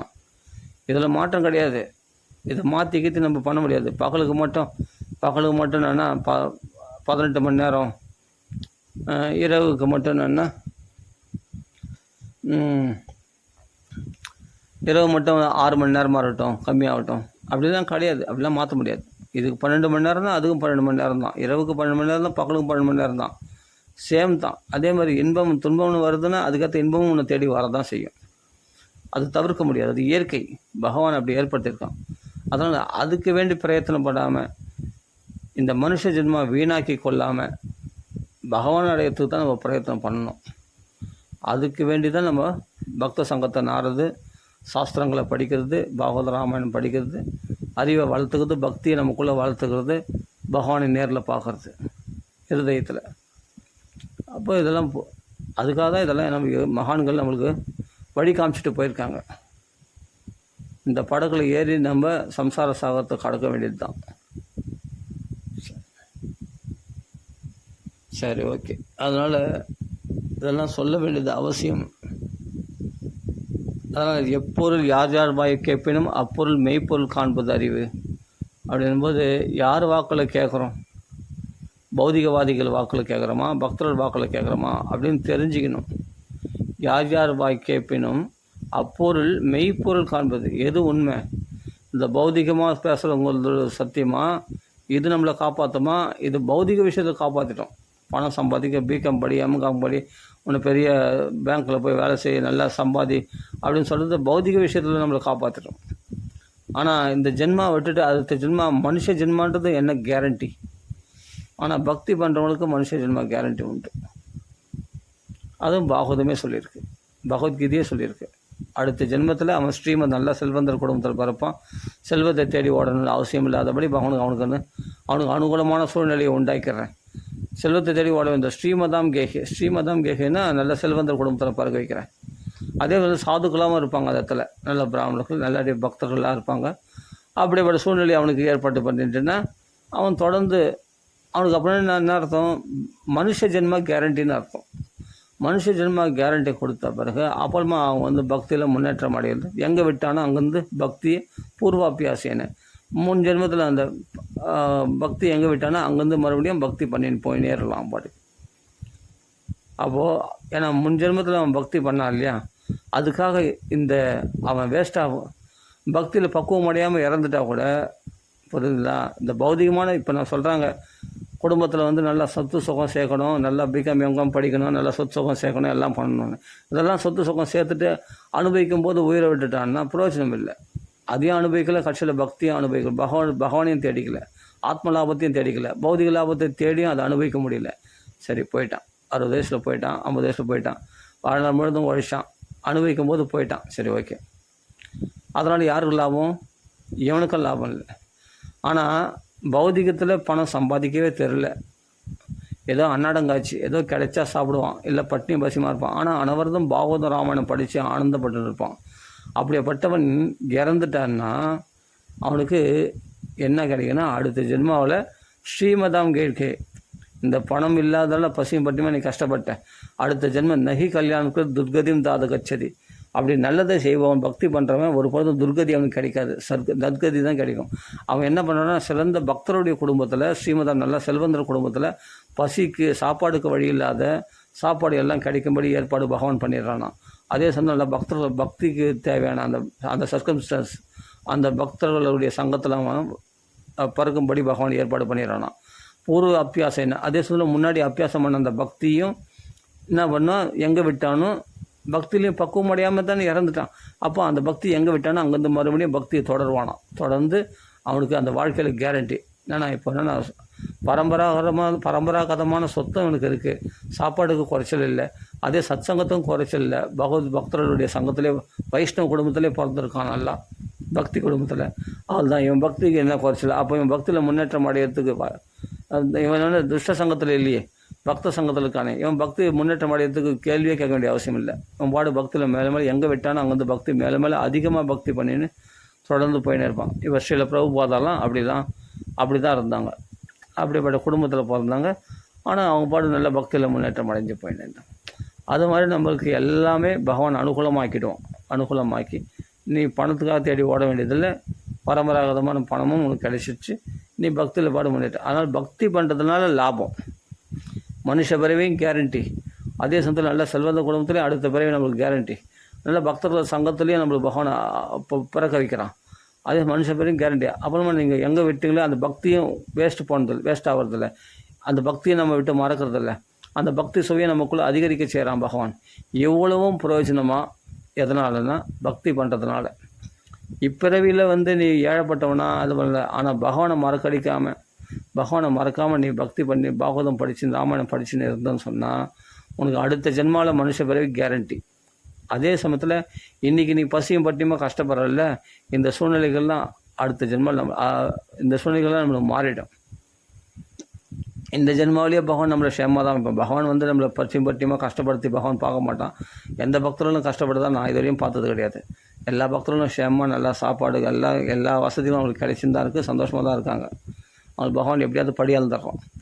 சாதாரண பகவானை மறக்கக்கூடியவர்களையே பகவானை நினைக்காதவங்களாகிய அப்படிப்பட்ட பறவை பட்சிகளையே பகவான் காப்பாற்றுறான், அப்படிப்பட்ட மரம் செடி கொடிகளையே பகவான் காப்பாற்றுறான், அப்படிப்பட்ட பகவானை மறந்திருக்கிறவர்களாகிய மற்ற பௌதிகவாதிகளே பகவான் காப்பாற்றும் போது தன் பக்தர்கள் பகவான் காப்பாற்ற மாட்டானா?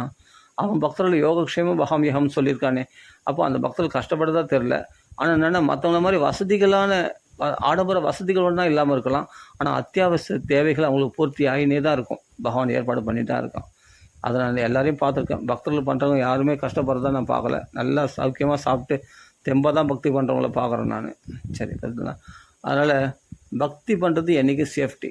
நீ பௌதிக லாபத்தை தேடிக்கிறதுக்கூட ஆத்ம லாபமாகிய பாகவத லாபத்தை தேடிக்கிறது தான் பெஸ்ட்டுன்னு தோணுது. அதுதான் பெஸ்ட்டுன்னு தோணுதில்லை, பெஸ்ட்டு அதுதான் பெஸ்ட்டு தீர்மானமாக சொல்லலாம், அடித்து சொல்கிறேன். அதனால் பௌதிக லாபத்தை தேடித்து காட்டிலும் பாகவத லாபத்தை தேடிக்கிறது தான் பெஸ்ட். அதனால் பாகவத லாபத்தை தேடிங்க, ராமாயண லாபத்தை தேடிங்க, அதுதான் சிறந்தது. இதுதான் உங்களை காப்பாற்றும். அதனால் இந்த பௌதிகமான கற்பனையாக சொல்லக்கூடிய தத்துவங்களோ இந்த பழமொழிகள்லாம் நம்பின்னு மற்றவங்க பின்னாடி நம்ம போக வேண்டிய அவசியம் இல்லை. அது என்றைக்கும் பந்தத்தில் ஆழ்த்திடும். பகவானை மறக்க செய்யக்கூடிய எந்த தத்துவத்தையும் எடுத்துக்காதீங்க. பகவானை மறக்க செய்யக்கூடிய பாகவதத்தை மறக்க, ராமாயணத்தை மறக்க செய்யக்கூடிய எந்த தத்துவத்தையும் எந்த பழமொழியும் தயவுசெய்து எடுத்துக்காதீங்க. அதை மேலே மேலே நம்மளை அஜ்ஞானத்தில் ஆழ்த்திடும். ஜாக்கிரதையாக இருந்துக்கிட்டு பக்த சங்கத்தை நாடி நம்ம பக்தியில் முன்னேற்றம் அடையணும். நித்தியமாக பாகவத பாராயணம் பண்ணணும், ராமாயணம் பாராயணம் பண்ணணும். இல்லாட்டி மனசு சிதறிடும் பௌதிக விஷயத்தில், உலக விஷயத்தில். இன்றைக்கி தான் அங்கே போனோமே, இங்கே போனோமே, அந்த கவலை இந்த கவலை எல்லாத்தையும் இந்த திணிச்சிடுவான் கலிபுருஷன். கொஞ்சம் நம்ம பாராயணத்தை விட்டாவே, இல்லை பக்தியிலேருந்து நாம சங்கீதத்தை விட்டாலே, பகவத் கதையை பேசுறது கொஞ்சம் நம்ம கேப் விட்டால் கூட பௌதிகமான கலங்கள், காம குரோதங்கள் உள்ளே நுழைஞ்சு நம்மளை மாயில் அலைகழிக்க செய்துடும், மாயில் நம்மளை புரட்டி ஏற்றுறோம். அதனால் அது கேப்பு கொடுக்காமல் இருக்கிறதுக்கு என்னென்னா, நித்தியமாக பாகவத பாராயணம், ராமாயண பாராயணம், இல்லை புரியலனா கூட பரவாயில்ல, பாகவத ராமாயணம் பாராயணம் பண்ணாலே பலன் தான். அது என்னென்னா, மற்ற பௌதிக விஷயத்தில் டிவேட் ஆகாதபடி, உங்களை கீழே வீழ்ச்சி அடையாதபடி உங்களை காப்பாற்றும். நிச்சயமாக காப்பாற்றமல் இல்லை, மேலே பக்தியை வளர்க்க செய்யும். அதனால் பக்த சங்கங்களாக நம்மளை தேடி வர செய்யும். ஆட்டோமேட்டிக்காக எல்லாமே பண்ணிட்டோம் பாகவதமே. இதுதான் சிறந்த சாதனை. பாகவத பாராயணம், ராமாயணம் பாராயணம் தான். இதை பண்ணோம்னா, இல்லாடி நாம சங்கீர்த்தனம், இந்த சாதனை நம்ம பண்ணினே இருந்தோம்னாவே சாதுக்களை தேடி நீங்கள் போகணும். சாதுக்கள்லாம் உங்களை தேடி வருவாங்க. விஷ்ணு ஜனப்பிரியா. அப்போ விஷ்ணு ஜனங்கள் உங்களிடத்துல பிரியம் வைப்பாங்க. விஷ்ணு ஜனப்பிரியா. இதெல்லாம் வைஷ்ணவர்கள் நம்ம இடத்துல பிரியம் வச்சு வந்துடுவாங்க. அதுக்காக தான் சுகம் அத்தியாபயாமாச. சுகம் எதுக்காக அத்தியாபனம் பண்ணாருன்னா, பாகவதத்தை வைஷ்ணவர்கள் தன்னை தேடி வரணுன்றதுக்காக தான். தேன் சிந்திருந்தால் தேன் வண்டு தன்னாலே தேடி வரும்ன்றதுனால தான். ஆனால் பாகவதம் நீ படிச்சுனே இருந்தால் பக்தர்கள் உங்களை தேடி வருவாங்க. பக்தர்கள் யாருன்னு உங்களுக்கு தெரியாது, அதுக்கு அதிகாரிகள் தன்னாலே தேடி வருவாங்க. அப்போ தூய பக்தர்கள் தான் உங்களை தேடி வருவாங்க. கண்டிப்பாக பாகவத்தில் இன்ட்ரெஸ்ட் இருக்கும். நீங்கள் பாகவதம் படிக்கிறீங்கன்னு சொன்னால் பாகவத்தில் இன்ட்ரெஸ்ட் இருக்கும் தான் உங்கள் கையில் வருவாங்க. பௌதிகத்தில் இன்ட்ரெஸ்டாக இருக்கும் பாகவதர்கள் எப்படி வருவாங்க? பாகவதம் படிக்கிறோம் நம்ம கையில் வராங்கன்னா பாகவதர்கள் தான் வருவாங்க. பௌதிகவாதிகள் உங்களை வர மாட்டாங்க. ஏன்னா இவங்களுக்கு போனால் சல்லி காசு இருக்காது. எப்பவும் பாகவதத்தை பற்றி பேசுவாங்கன்னா, அப்போ அப்படியேப்பட்ட அதிகாரிகள் நம்மளை தேடி வராங்கன்னா அவர்கள் தூய பக்தர்கள் நம்ம தெரிஞ்சுக்கலாம். நாமளாக சத் சங்கன்னு போய் நிறைய அசத் சங்கத்தில் போய் மாட்டிக்கிறோம் இல்லையா? அதை விட நம்ம வீட்டில் நித்தியமாக பாகவத பாராயணம் ராம பண்ணியிருந்தால் பக்தர்கள் தன்னாலே அதிகாரிகளை பகவான் நம்ம கூட நம்மளோட சேர்த்து வைக்கிறதுக்கு அனுப்புவான் பகவான். அப்போ அவர்களை பார்த்து நம்ம தெரிஞ்சுக்கலாம் இவர்கள் பக்தர்கள் என்று. அந்த ருச்சி இருக்கிறவங்க தான் நம்மளை தேடி வருவாங்க. அதனால் பகவானாக அந்த சத் சங்கத்தை ஏற்படுத்துவோம். அது ஒரு விஷயம். சரி, அதனால் நம்ம உலகத்தில் எப்படி பழகிருப்போன்னா, எல்லாம் கொலாப்ரேஷன். பௌதிக தத்துவத்தையும் ஆன்மீக தத்துவத்தையும் எல்லாம் மிக்ஸ் பண்ணின்னு கடைப்பிடிச்சுன்னு இருப்போம். அப்படிலாம் கடைப்பிடிக்கக்கூடாது. அது பயங்கரமான அஜ்ஞானம். அது இந்த தத்துவத்தையும் அந்த தத்துவத்தையும் எல்லாம் மிக்ஸ் பண்ணிக்கூடாது. இந்த தர்மத்தையும், பௌதிக தர்மம் வேறு, லோக தர்மம் வேறு, பாகவத தர்மம் வேறு. இதையும் அதையும் கிளாஷ் பண்ணிக்கூடாது, இதையும் அதையும் மிக்ஸ் பண்ணிக்கூடாது. இந்த தர்மத்தை தனியாக பிரிக்க தெரிஞ்சுக்கிட்டு, இந்த தர்மத்தில் ஒன்று ஸ்திரமாக இருக்கணும், இல்லை பௌதிக தர்மத்துலேயே அது போயிடணும். இதையும் அதையும் கிளாஷ் பண்ணிக்கூடாது. பௌதிகவாதிகள் சிந்திக்கிற மாதிரிலாம் நம்ம பக்தர்கள் சிந்திக்க மாட்டாங்க, சிந்திக்கக்கூடாது. பாகவத்தில் சொல்கிற மாதிரி தான் சிந்திப்பாங்க அவங்க. பௌதிகவாதிகளுக்கு ஒரு விஷயம் நியாயமானு தான் தோணும், ஆனால் பக்தர்களுக்கு அது ரொம்ப அநியாயமாக தான் தோணும். அதை அப்படியே தவிர்த்துடணும். அதுக்கு சம்மந்தம் இல்லை அப்படின்னு தெரிஞ்சுக்கிட்டு அதை விட்டு விலகிடணும். இதெல்லாம் சாஸ்திரம் படிக்கிறவங்களுக்கு தான் தெரியும், பாகவதரோட பழகினது தெரியும். அதான் சொல்கிறேன், பௌதிகமான பழமொழிகளையோ தத்துவங்கள்லாம் வச்சுக்கிட்டு பாகவதத்தை கம்பேர் பண்ணக்கூடாது. அதுக்கு சம்மந்தமே கிடையாது. அது வேறு, இது வேறு. அதை புரிஞ்சுக்கிட்டு இந்த கண்ணோட்டத்தில் தான் நம்ம, பாகவத கண்ணோட்டத்தில் தான் நம்ம பழகணும் எல்லோரோடும். சரி, இது மாதிரி நிறைய விஷயம் சொல்லலாம், டைம் இல்லைன்னு நினைக்கிறேன். சரி, டைம் இல்லை. அதனால் இப்போ தான் சொன்னேன் இல்லையா, அந்த இந்த ஒரு விஷயம் இப்போ தான் ஒரு குரல் சொன்னோம். அது எப்பொருள் யார் வாய் கேட்பினும் அப்பொருள் மெய்ப்பொருள் காண்பது அறிவு. அதான் அறிவு. உண்மை எது, மெய்ப்பொருள் எது, பகவான் தான். அதை தெரிஞ்சுக்கோ, அவ்வளோதான். மற்றதெல்லாம் பற்றி கவலைப்படவே. ஏன்னா எது வரைக்கும் நம்மளை குறித்து நம்ம கவலைப்படணும்னா, உன்னை பற்றி ஒருத்தன் கவலைப்படுறதுக்கு இல்லாத போது தான் நீ கவலைப்படணும். உன்னை பற்றி நம்மளை பற்றி ஒருத்தன் கவலைப்படுறதுக்கு ஒருத்தன் இருக்கிறான் போது நீ ஏன் உன்னை பற்றி கவலைப்படுற? நீ ஜாலியாக இருக்கணும் வேண்டியது தானே. ஏப்பா அனாதைகள் தான்ப்பா தன்னை குறித்து கவலைப்படணும். அப்பா அம்மா இருக்கிறவங்க ஏன்பா கவலைப்படணும் தன்னை குறித்து? அனாதைகள் தான் தன்னை குறித்து கவலைப்படணும். அடுத்த வேலை சாப்பாடு எங்கே, அடுத்தது நான் எப்படி பழைக்க போகிறேன், அடுத்தது என்னை யார் காப்பாற்றுவாங்க, என்னுடைய கவலை யார் போக்குவாங்க அப்படின்னு தனக்கு உதவி இல்லாதவங்க தான் தங்களை குறித்து கவலைப்படுவாங்க, தன் குடும்பத்தை குறித்து கவலைப்படுவாங்க. அனாதைகள் இல்லை, அம்மையப்பன் உடையவர்கள், அப்படிப்பட்ட லக்ஷ்மி நாராயணனை உடையவர்களாகிய, ராதாகிருஷ்ணனை உடையவர்களாகிய, சீதாராமனை உடையவர்களாகிய அப்படிப்பட்ட நாம ஏன்பா நம்மளை பற்றி கவலைப்படணும்? நம்மளை காப்பாற்றுறதுக்கு பகவான் இருக்கான், நம்ம சேஃப்டியை கவனிக்கிறதுக்கு பகவான் இருக்கான் போது அவன் ஏன் அவனை பற்றி கவலைப்பட போகிறான்? அவன் ஜாலியாக இருப்பான், சந்தோஷமாக. அப்பா அம்மாவுடைய பாதுகாப்பில் இருக்கிற ஒரு குழந்தை ஒரு குழந்தை சின்ன குழந்தையாக இருக்குது, இல்லை ஸ்கூல் படிக்கிற குழந்தை, அவனுக்கு fees, school fees, college fees, அவனுக்கு சாப்பாடு கட்டி கொடுக்குறது, ட்ரெஸ்ஸு, துணிமணி எல்லாத்தையும் யார் பார்த்துக்கிறது? அப்பா அம்மா பார்த்துக்குறாங்க. அப்போ அவன் தனியாக சம்பாதிச்சிக்கணுமா என்ன? இல்லை, எல்லாம் அப்பா அம்மா சம்பாதிச்சு கொடுத்தாங்க. இவன் ஜாலியாக செலவு பண்ண வேண்டியது மட்டும்தான். செலவுக்கு காசும் கொடுத்துட்றாங்க.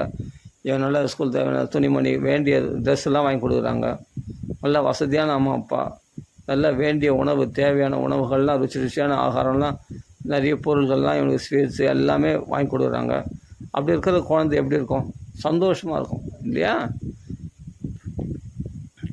ஆனால் பௌதிகத்தில் அப்படிலாம் பண்ணால் குழந்தைங்க கெட்டு போயிடும்.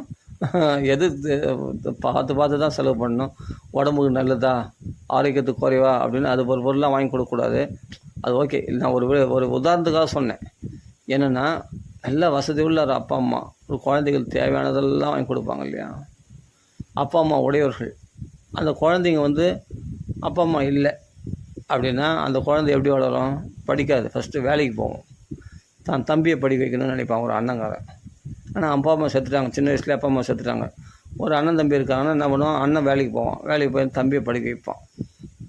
அண்ணன் என்ன பண்ணுவான்? மாடு மாதிரி கஷ்டப்படுவான். கஷ்டப்பட்டு தான் அப்புறமா அந்த பையன் தம்பி கூட என்ன பண்ணுவான்? பார்ட் டைமாக எதெல்லாம் ஜாப் பண்ணுவான். ஒரு பூ விற்கிறது எதெல்லாம் பண்ணி படித்து அவன் தான் வயிற்ற கழுவிப்பாங்க. ஏன்னா அவர்கள் அன்றைக்கி வேலைக்கு போனால் தான் அன்றைக்கி சாப்பாடு அவங்களுக்கு. அப்படின்போது என்ன, அவங்களுக்கு பகவானால் பாதுகாக்கப்படுறது அப்படின்னு அது அம்மா அப்பாவால் பாதுகாக்கப்படாதவர்கள். அப்போ தங்களுடைய தேவைகளை தாங்கள் தான் பூர்த்தி பண்ணிக்கணும். அன்றைக்கி வேலைக்கு போனால் தான் அவங்களுக்கு சாப்பாடு. அம்மா அப்பா சின்ன வயசுலேயே இறந்துட்டாங்க. அப்போது அம்மா அப்பா இல்லாத குழந்தைகள் இல்லையா? நம்ம சில பேர் அதான் அனாதைகள்னு சொல்கிறோம் இல்லையா? அது மாதிரி அது அனாதைகள் சொல்லக்கூடாது. நியாயமாக பார்த்தா அவங்க அப்பா அம்மாவனை கைவிட்டலாம், பகவானால் கைவிடப்படலை. அவங்க எதை சம்பாதிச்சாவது சாப்பிட்றாங்க இல்லை, பகவான் அவங்களுக்கு சாப்பாடு போடுறாங்கல்ல. சரி, அதனால் அப்படி சொல்லணும். அப்போ அப்பா அம்மா இல்லாதவர்கள் நம்ம அனாதைகள்னு சொல்லிடுறோம். சரி, அப்படின்னா அப்பா அம்மா இருக்கிறவங்க பாதுகாப்பாக இருக்கிறாங்கப்பா. அது மாதிரி உண்மையான அப்பா அம்மா நம்ம தெரிஞ்சுக்கிட்டோம்னா இந்த அப்பா அம்மா என்றைக்காவது ஒரு நாள் கைவிட்டுருவாங்க. ஒரு நாள் சீப்போன்னு சொல்லிடுவாங்க. இல்லை இந்த அப்பா அம்மாவை நம்ம காப்பாற்ற விட்டுரும், இல்லாட்டி இந்த அப்பா அம்மாவை நம்ம காப்பாற்றாமல் விட வேண்டிய காலம் வந்துடும். ஏன்னா எல்லாருக்கும் வயசாகுதில்ல, ஒரு நாள் அப்பா அம்மா விட்டு போய் தானே ஆகணும். அப்போ யார் உன்னை காப்பாற்றுவாங்க? நீ தான் உன்னை காப்பாற்றிக்கணும். சொல்லப்போனால் உன்னுடைய குடும்பத்தை நீ காப்பாற்ற வேண்டி வரும். உனக்கு பொறுப்பு வந்துடும். உனக்கு பொறுப்பு வந்துடுச்ச பிறகு அப்போ சின்ன வயசில் இருந்த விளையாட்டுத்தனம்லாம் போயிடும். சின்ன வயசில் இருந்த பொறுப்பு இல்லாத தனமெல்லாம் போயிடும். இப்போ நல்லா பொறுப்பாக இருப்பேன், ரொம்ப ஜாக்கிரதையாக இருப்பேன். 10 ரூபா செலவு பண்ணாலும் ஜாக்கிரதையாக செலவு பண்ணுவோம், கணக்கு பார்ப்பேன் ரொம்ப. ஆனால் அப்பா அம்மா பாதுகாப்பில் இருக்கும்போது கணக்கு இல்லாமல் செலவு பண்ணேன். ஆனால் இப்போது நீ சம்பாதிக்கணும்னு ஆரம்பிக்கும் போது பார்த்து செலவு பண்ணுறேன். ஏன்? அப்பா அம்மா போயிட்டாங்க. இப்போ உன் சம்பாத்தியத்தில் நடக்குது குடும்பம். இதானே காரணம். அப்போ அப்பா அம்மா செலவில் இருக்கிறவன் எப்படி சந்தோஷமாக இருந்தாலும் அந்த சந்தோஷம் இப்போ இல்லை. மனசு கவலைகளும் கூட சேர்ந்துடும்.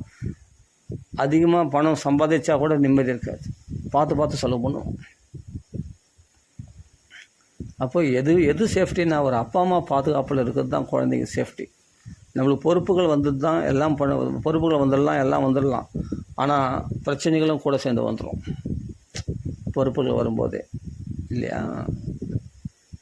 அதனால் அப்பா அம்மா பாதுகாப்பில் இல்லாத போது நாமளே தான் நம்மளை காப்பாற்றிக்கணும். அப்பா அம்மா பாதுகாப்பில் இருக்கும்போது அவங்க பார்த்துக்க போகிறாங்க, நம்மளுக்கு என்ன கவலை? அப்படி தான் பக்தர்கள் இருப்பாங்க. அதான் சொல்ல வந்தேன். பக்தர்கள் அப்பா அம்மா பாதுகாப்பில் இருக்கிறாங்க. என்னை பற்றி கவலைப்படுறதுக்கு ஒருத்தர் இருக்கான்ப்பா, நான் ஏன்ப்பா என்னை பற்றி கவலைப்படணும்? என்னை பற்றி கவலைப்படுறதுக்கு ஆள் இல்லைன்னு சொன்னால், தெய்வ நம்பிக்கை இல்லை, அதவன் தான் என்னை பற்றி கவலைப்படுறதுக்கு ஆள் இல்லை, என்னை நான் தான் காப்பாற்றிக்கணும் அப்படின்னு நாஸ்திகவாதி வேணால் சொல்லலாம். பக்தன் சொல்ல மாட்டான். பக்தன் என்ன சொல்லுவான்னா, என்னை பற்றி கவலைப்படுறதுக்கு பகவான் இருக்கானே, என்னை பட்னியாக போட்டோம், இன்றைக்கி பட்னியாக போடணுன்னு பகவானுடைய விருப்பம், சரி பட்னியாக போட்டோமே, இன்றைக்கி எனக்கு வந்து நான் நல்லா வடை பாயசம் சாப்பாடு போடணும், இதுவும் பகவானுடைய விருப்பம். வடை பாயசத்தோட சாப்பாடு போடுறான். ஒரு இடத்துல போனால் திடீர்னு பார்த்தா கோயிலில் பார்த்தா நல்ல சாப்பாடு, இன்றைக்கி நல்ல பிரசாதம் வாழையில போட்டு நல்லா சாப்பாடு பரிமாறுறாங்க. இன்றைக்கி இதை கொடுத்துருக்கான் பகவான், நல்லா நெய்லாம் ஊற்றி நல்லா சாப்பாடு போடுறாங்கன்னா சந்தோஷமாக சாப்பிடுவான். இதுவும் பகவானுடைய விருப்பம். இன்றைக்கி பகவான் விருந்து சாப்பாடாக கொடுத்துருக்கான். ஒரு நாள் சாதா மருந்து சாப்பாடாக கொடுத்துருப்பான். என்னென்ன சாப்பாடு கம்மியாக இருக்கும். சரி, இதுவும் பகவானுடைய விருப்பம். நம்ம உடம்பு ஆரோக்கியத்துக்காக தான் பகவான் அப்படி கொடுத்துருக்கான்னு நினச்சின்னா அதையும் அமிர்தவத் தப்பிய வாகிறது, அமிர்தம் மாதிரி சாப்பிட்டு போயிடுவோம். பகவானுடைய விருப்பம் இதுதான், பகவானுடைய பிரசாதம் இது அப்படின்னு சாப்பிட்டு போயிடுவோம். கிருஷ்ணார்ப்பணம்னு சொல்லிட்டு, ராமார்ப்பணம்னு சொல்லிட்டு. அதனால் பகவானால் பாதுகாக்கப்படுபவர்கள் தான் உண்மையான சேஃப்டியில் இருக்காங்கன்னு அர்த்தம். பௌதிகவாதிகளுடைய பாதுகாப்பில் இருந்த காட்டிலும் பகவானுடைய பாதுகாப்பில் தான் ஒரு அப்பா அம்மாவுடைய பாதுகாப்பில் இருக்கிற குழந்தைகள் போல் சேஃப்டியாக இருக்க முடியும். அவர்களை பற்றி அவங்க கவலைப்பட வேண்டியதில்லை, அவங்க குடும்பத்தை பற்றி கவலைப்பட வேண்டியதில்லை. அதெல்லாம் பகவான் பார்த்து செய்வான். இவர்கள் எப்படின்னா குளிர்ச்சியாக இருக்கலாம், சந்தோஷமாக இருக்கலாம், ஜாலியாக இருக்கலாம். பகவத் பக்தர்கள் என்னென்னா அனவரதம் பாகவத பாராயணம் பண்ணி பாகவத்தில் சல்லாபம் பண்ணின்னு இருக்கலாம். ராமாயணத்தில் பகவத் பக்தியில் சல்லாபம் பண்ணின்னு ஆனந்தமாக இருக்கலாம். ஆனால் இந்த பகவானை நம்பி இருக்கிறானே, யோகக்ஷேம் வகம் யோகம், பகவான் பார்த்துப்பான் அவருடைய யோசனத்தை. இவர்கள் அனாதைகள் கிடையாது, இவர்கள் நாதன் உள்ளவர்கள். அவர்கள் சந்தோஷமாக இருப்பாங்க. அடுத்து ஐயோ அவங்கள மாதிரி வாழலையே, அவங்கள மாதிரி பணக்காரா இல்லையே, இவங்கள மாதிரி பணக்காரா இல்லையே, அவங்க யாரை பார்த்தும் பொறாமப்பட மாட்டாங்க, யாரை பார்த்தும் அசூயப்பட மாட்டாங்க. எனக்கு இன்றைக்கி இது கொடுத்துருக்கானா எங்கள் பகவான் எனக்கு, ஏன்னா எனக்கு தேவைகள் ஒன்றா, என்னுடைய அத்தியாவசிய தேவைகள் பகவான் பூர்த்தி பண்ணியிருப்பான். என்னென்னா ஆடம்பர தேவைகள் இல்லாமல் இருக்கலாம், புரியுதுங்களா, வசதி குறைவாக இருக்கலாம். ஆனால் பகவத் பக்தியில் அவன் பெரிய பணக்காரனாக இருப்பான். நிர்தனாஸ்தே அபிதன்யா. பௌதிகத்தில் தனமற்றவனாக இருந்தாலும் ஆனால் தன்யன், பெரிய பணக்காரன். எதனால் தான் பகவத் பக்தி கொண்டவன் தான். பக்தியில் பக்தன் தான் பெரிய பணக்காரன். சகல புவன மத்திய நிர்தனாஸ்தே அபிதன்யா பிரவிசதி ஹிருதேஷம் பக்தி சூத்திரபணத்தா. பக்தி என்ற கயிறு யாரத்தில் இருக்குதோ அவங்க தான் பெரிய பணக்காரனா. பகவானே கட்டி போட்டுருவாங்களா அவங்க. ஆமாம், பக்தி சூத்திரபணத்தா. அவன் காலை கட்டி போட்டுறான், கிருஷ்ணனையே உள்ளே போட்டு கட்டி போடுறான்னா இவன் எப்படிப்பட்ட பீரோ, இவன் எப்படிப்பட்ட பெரிய பணக்காரன். இவன் லக்ஷ்மி மணாலினே பூட்டு போட்டிடுறான் இந்த இருதயத்தில். இது எப்படிப்பட்ட பீரோ, இவன் தான் பெரிய பணக்காரன். அவன் பௌதிக ஆடம்பர தேவைகள் அவங்கள மாதிரி வாழலை, இவங்கள மாதிரி வந்து மற்றவங்களை பார்த்து புறம்படுறது இவங்களுக்கு வாய்ப்பே கிடையாது. புரியுதுங்களா? அவனுக்கு பகவான் அதை கொடுத்துருக்கான். எனக்கு தேவையானது எனக்கு பகவான் நான் கேட்டிருந்தா எனக்கு தான் கொடுத்துருப்பான். நான் கேட்கல, எனக்கு வேணாம், எனக்கு என்னென்ன பக்தி தான் வேணும்னு நான் கேட்டிருக்கேன். எனக்கு பகவான் இந்த தேவைகளை கம்மியாக கொடுத்துருக்கான், பரவாயில்ல, சந்தோஷமாக தான் இருக்குது, இது போதுமே அப்படின்னு அதுலேயே ஆனந்தமாக இருப்பான், சந்தோஷம் திருப்தியாக இருப்பான். எத்திருச்ச லாப சந்துஷ்ட தொன்பதித விமத்சரா. மத்சரம்னா பொறாமை, விமத்சரன் பொறாமையற்றவனாக இருப்பானோ. எதிர்ச்சியானா ததிர்ச்சியா, பகவான் இஷ்டப்படி கிடைச்சதில் சந்தோஷமாக சந்துஷ்டா, எப்போவும் சந்தோஷமாக திருப்தியாக இருப்பான். அவன்தான் பக்தன், அவன்தான் பாகவதன். அவனை அடிச்சுக்க யாராலையும் முடியாது, அவனை மிஞ்ச யாராலையும் முடியாது. அவன் சந்தோஷத்தை யாராலையும் குலைக்க முடியாது. இவன் சந்தோஷம்லாம் வந்து பணம் இருந்தால் சந்தோஷம், வசதிகள் இருந்தால் சந்தோஷம், மனைவி இருந்தால் சந்தோஷம், குழந்தைகள் இருந்தால் சந்தோஷம், தன்னை விட்டு பிரிஞ்சு போயிட்டால் சந்தோஷம் இல்லை. அதே சமயத்தில் மனைவி ஒரு சொல்லுன்னு ஒரு சொல்லிட்டான்னா துக்கம் வந்துடும், அந்த மனைவியால் சந்தோஷம் இல்லை. இதெல்லாம் வந்து ஒரு பொருள் அண்டி இருக்கிறது தான் சந்தோஷமும் சந்தோஷத்தையும் துக்கத்தையும் இன்னொரு பொருள் தீர்மானிக்கக்கூடியதாக இருக்கும். இவன் சந்தோஷத்தை இவனால் கூட பெற முடியாது, அந்த பொருள் தான் இவனுடைய சந்தோஷத்தை தீர்மானிக்கும். ஆனால் பக்தனுக்கு வந்து அவனுடைய சந்தோஷம் என்றைக்குமே நிலைச்சிருக்கும். ஏன்னா அவன் சந்தோஷம் வந்து அவங்களே இருக்குது. அவன் ரெண்டாவது வஸ்து ஒன்று அண்டி இல்லை. பக்தன் எத்திரிச்ச லாப சந்தோஷம் கிடைச்சது சந்தோஷமாக இருப்பான், கிருஷ்ண பக்தியில் தலைச்சுன்னு இருப்பான். போதையந்தி ரமந்திச்ச இல்லையா, துஷ்யந்தி ரமந்திச்ச, அதில் சந்தோஷப்படுவான், அதிலே ரமிச்சுன்னு இருப்பான், கிருஷ்ண கதையில் ஆனந்தப்பட்டு இருப்பான். அவன் தான் பாகவதன். அவன் சந்தோஷத்தை இந்த பௌதிக பொருள் வந்தான்னா போனான்னா இந்த தேவைகள், ஆடம்பர தேவைகள், இந்த வசதிகள் இருந்தாலும் இல்லைனாலும் அவன் சந்தோஷமாக இருப்பான். ஏன்னா அவன் தான் பாகவத புஸ்தகம் கையில் இருக்கேன், எப்போதும் படித்து அவன் பிரகலாத் சரித்திரத்தை ஆனந்தப்பட்டு இருப்பான். அவன் தான் நிர்தனாஸ்தி அபிதன்யா. பணம் இல்லாதவனாக இருந்தாலும் பெரிய பணக்கார மாதிரி சந்தோஷப்பட்டு இருப்பான். அவன் எப்போதும் தன்யனாக இருப்பான். ஏன்னா பக்தி சூத்திரோபணத்தா, பக்தி என்ற கையால் கிருஷ்ணனை கட்டி போட்டான்ல ஹிருதயத்தில், அவனுக்கு சந்தோஷத்தை தவிர வேறு எதுவுமே இருக்காது. அவன் தான் ஜாலியாக இருப்பான். புரியுதுங்களா? அதனால் பக்தி யார் இடத்துல இருக்கோ அவன் தான் பெரிய பணக்காரன். அவன் தான் உண்மையான பாதுகாப்பில் இருக்கக்கூடியவன், பகவானுடைய பாதுகாப்பில் இருக்கிறவன் தான். அதெல்லாம் அதை புரிஞ்சுக்கணும். என்ன தான் பெரிய பெரிய அரசியல்வாதிகளாக இருந்தாலும், எல்லா செக்யூரிட்டிகள்லாம் எல்லாம் ஃபுல்லாக பாதுகாப்பு இருந்தாலும் அது பாதுகாப்பு கிடையாது. ஆனால் எந்த பாதுகாப்பும் இல்லாமல் தனியாக போகிறான், காட்டில் சஞ்சாரிச்சாலும், வீட்டில் இருந்தாலும் சரி காட்டில் இருந்தாலும் சரி, பக்தன் பூர்ண பாதுகாப்பில் இருப்பான். பிரகலாதனை என்னென்னா, இரணிகசிபுக்கு 14 உலகங்களும் ஆட்சி பெற்றான், 14 உலகங்களும் கட்டி ஆண்டான், 14 உலகம் தனக்கு அதிகாரத்துக்கு உட்பட்டது. ஆனால் கடைசியில் தன் வீட்டிலேயே அவனுக்கு பாதுகாப்பு இல்லை. நரசிம்மரால் கீழ்த்தெறியப்பட்டான் இரணிகசிபு. எல்லாரையும் ஜெயிச்சவன் தானே. ஆனால் திடீர்னு நரசிம்மர் வந்தார், கீழ்ச்சி போட்டார். நரசிம்மர் படைகளோடு வரல, தனியாக வந்தார். இரணிகசிபும் அந்த சமயத்தில் நிறைய அசுரர்கள்லாம் சப்போர்ட்டுக்கு வந்தாங்க. அந்த அசுரர்களையும் வதம் பண்ணிட்டார், இரணிகசிபும் வதம் பண்ணிட்டார் நரசிம்மர். ஆனால் பிரகலாதனும் பார்த்தா உலகம் முழுதும் இரணிகசிபுடைய கண்ட்ரோலில் இருக்குது. பிரகலாதன் எங்கே போனாலும் தப்பிக்க முடியாது. ஆனால் அவனுக்கு யார் பாதுகாப்பு? பகவான் பாதுகாப்பு. மலையிலேருந்து கீழே போட்டாலும், அக்னியில் போட்டாலும் அவனுக்கு பாதுகாப்பு பகவான் கொடுக்குறது போது அவனை அழிக்க முடியாது. அவன் தான் ஃபுல் சேஃப்டியில் இருக்கானே. ஃபுல்லாக இதுக்கெல்லாம் உதாரணமாக அந்த கதை சொன்னால் நம்மளுக்கு புரியும். ஒரு அப்பா அம்மாவில் காப்பாற்றப்படுற குழந்தைகள் போல் இரணிகசிபு அனாதை போல். இரணிகசிபு அனாதை போல் தன் சேஃப்டியை தான் தேடிக்கணும். அதனால தான் தபஸ் பண்ணான் போய் பிரம்மதேவரில். சாகா வரத்துக்கு அளவுக்கு வரம் கேட்குறான் போய். அவ்வளோ ஜாக்கிரதையாக இருக்கிறான் தன்னை காப்பாற்றிக்கிறதுல. ஆமாம், அஜராம் அமரம், மரணம் இல்லாத வாழணும்னு அப்படி போய் வரம் கேட்குறான் அவன். ஏன்னா தன்னை காப்பாற்றிக்கிறதுல அவ்வளோ ஜாக்கிரதையாக இருக்கிறான், விழிப்புணர்வாக இருக்கிறான். ஆனால் தன்னை பற்றி காப்பாற்ற பற்றி கவலையே படல பிரகலாதன். 2 பேரும் யோசிச்சிங்க. பௌதிகவாதி இரணிகசிபு, ஆனால் ஆன்மீகவாதி பக்தன் பிரகலாதன். தன்னை காப்பாற்றி பற்றி கூட அவன் கவலைப்படுறது. ஏன்னா பகவான் ரட்சிக்கிறான். யானை விட்டு மிதிக்க வரும்போது இந்த யானை மிதிக்காமல் அவனை தூக்கி தோல் மேலே உட்கார வச்சுன்னு போயிடுச்சு. அசிங்க கோயிலில் போட்டாலும், பாம்பு விட்டு கடிக்க வச்சாலும் எல்லாமே அவனை உடம்புல ஊறுதே தவிர அவனை கடிக்க மாட்டேங்குது. விஷம் கொடுத்தாலும் பாதிக்கப்படுறதில்லை. அக்னியில் போட்டாலும் எரிக்கப்படுறதில்லை. கடலில் தூக்கி போட்டாலும் அந்த கடலில் அப்படியே எழுந்து நடந்து வரான், ஒன்றுமே ஆகலை. மலையிலேருந்து கீழே தள்ளினாலும் பூமாதேவி காப்பாற்றிடுறான், பகவான் காப்பாற்றிடுறான், சேஃப்டியாக வரான்.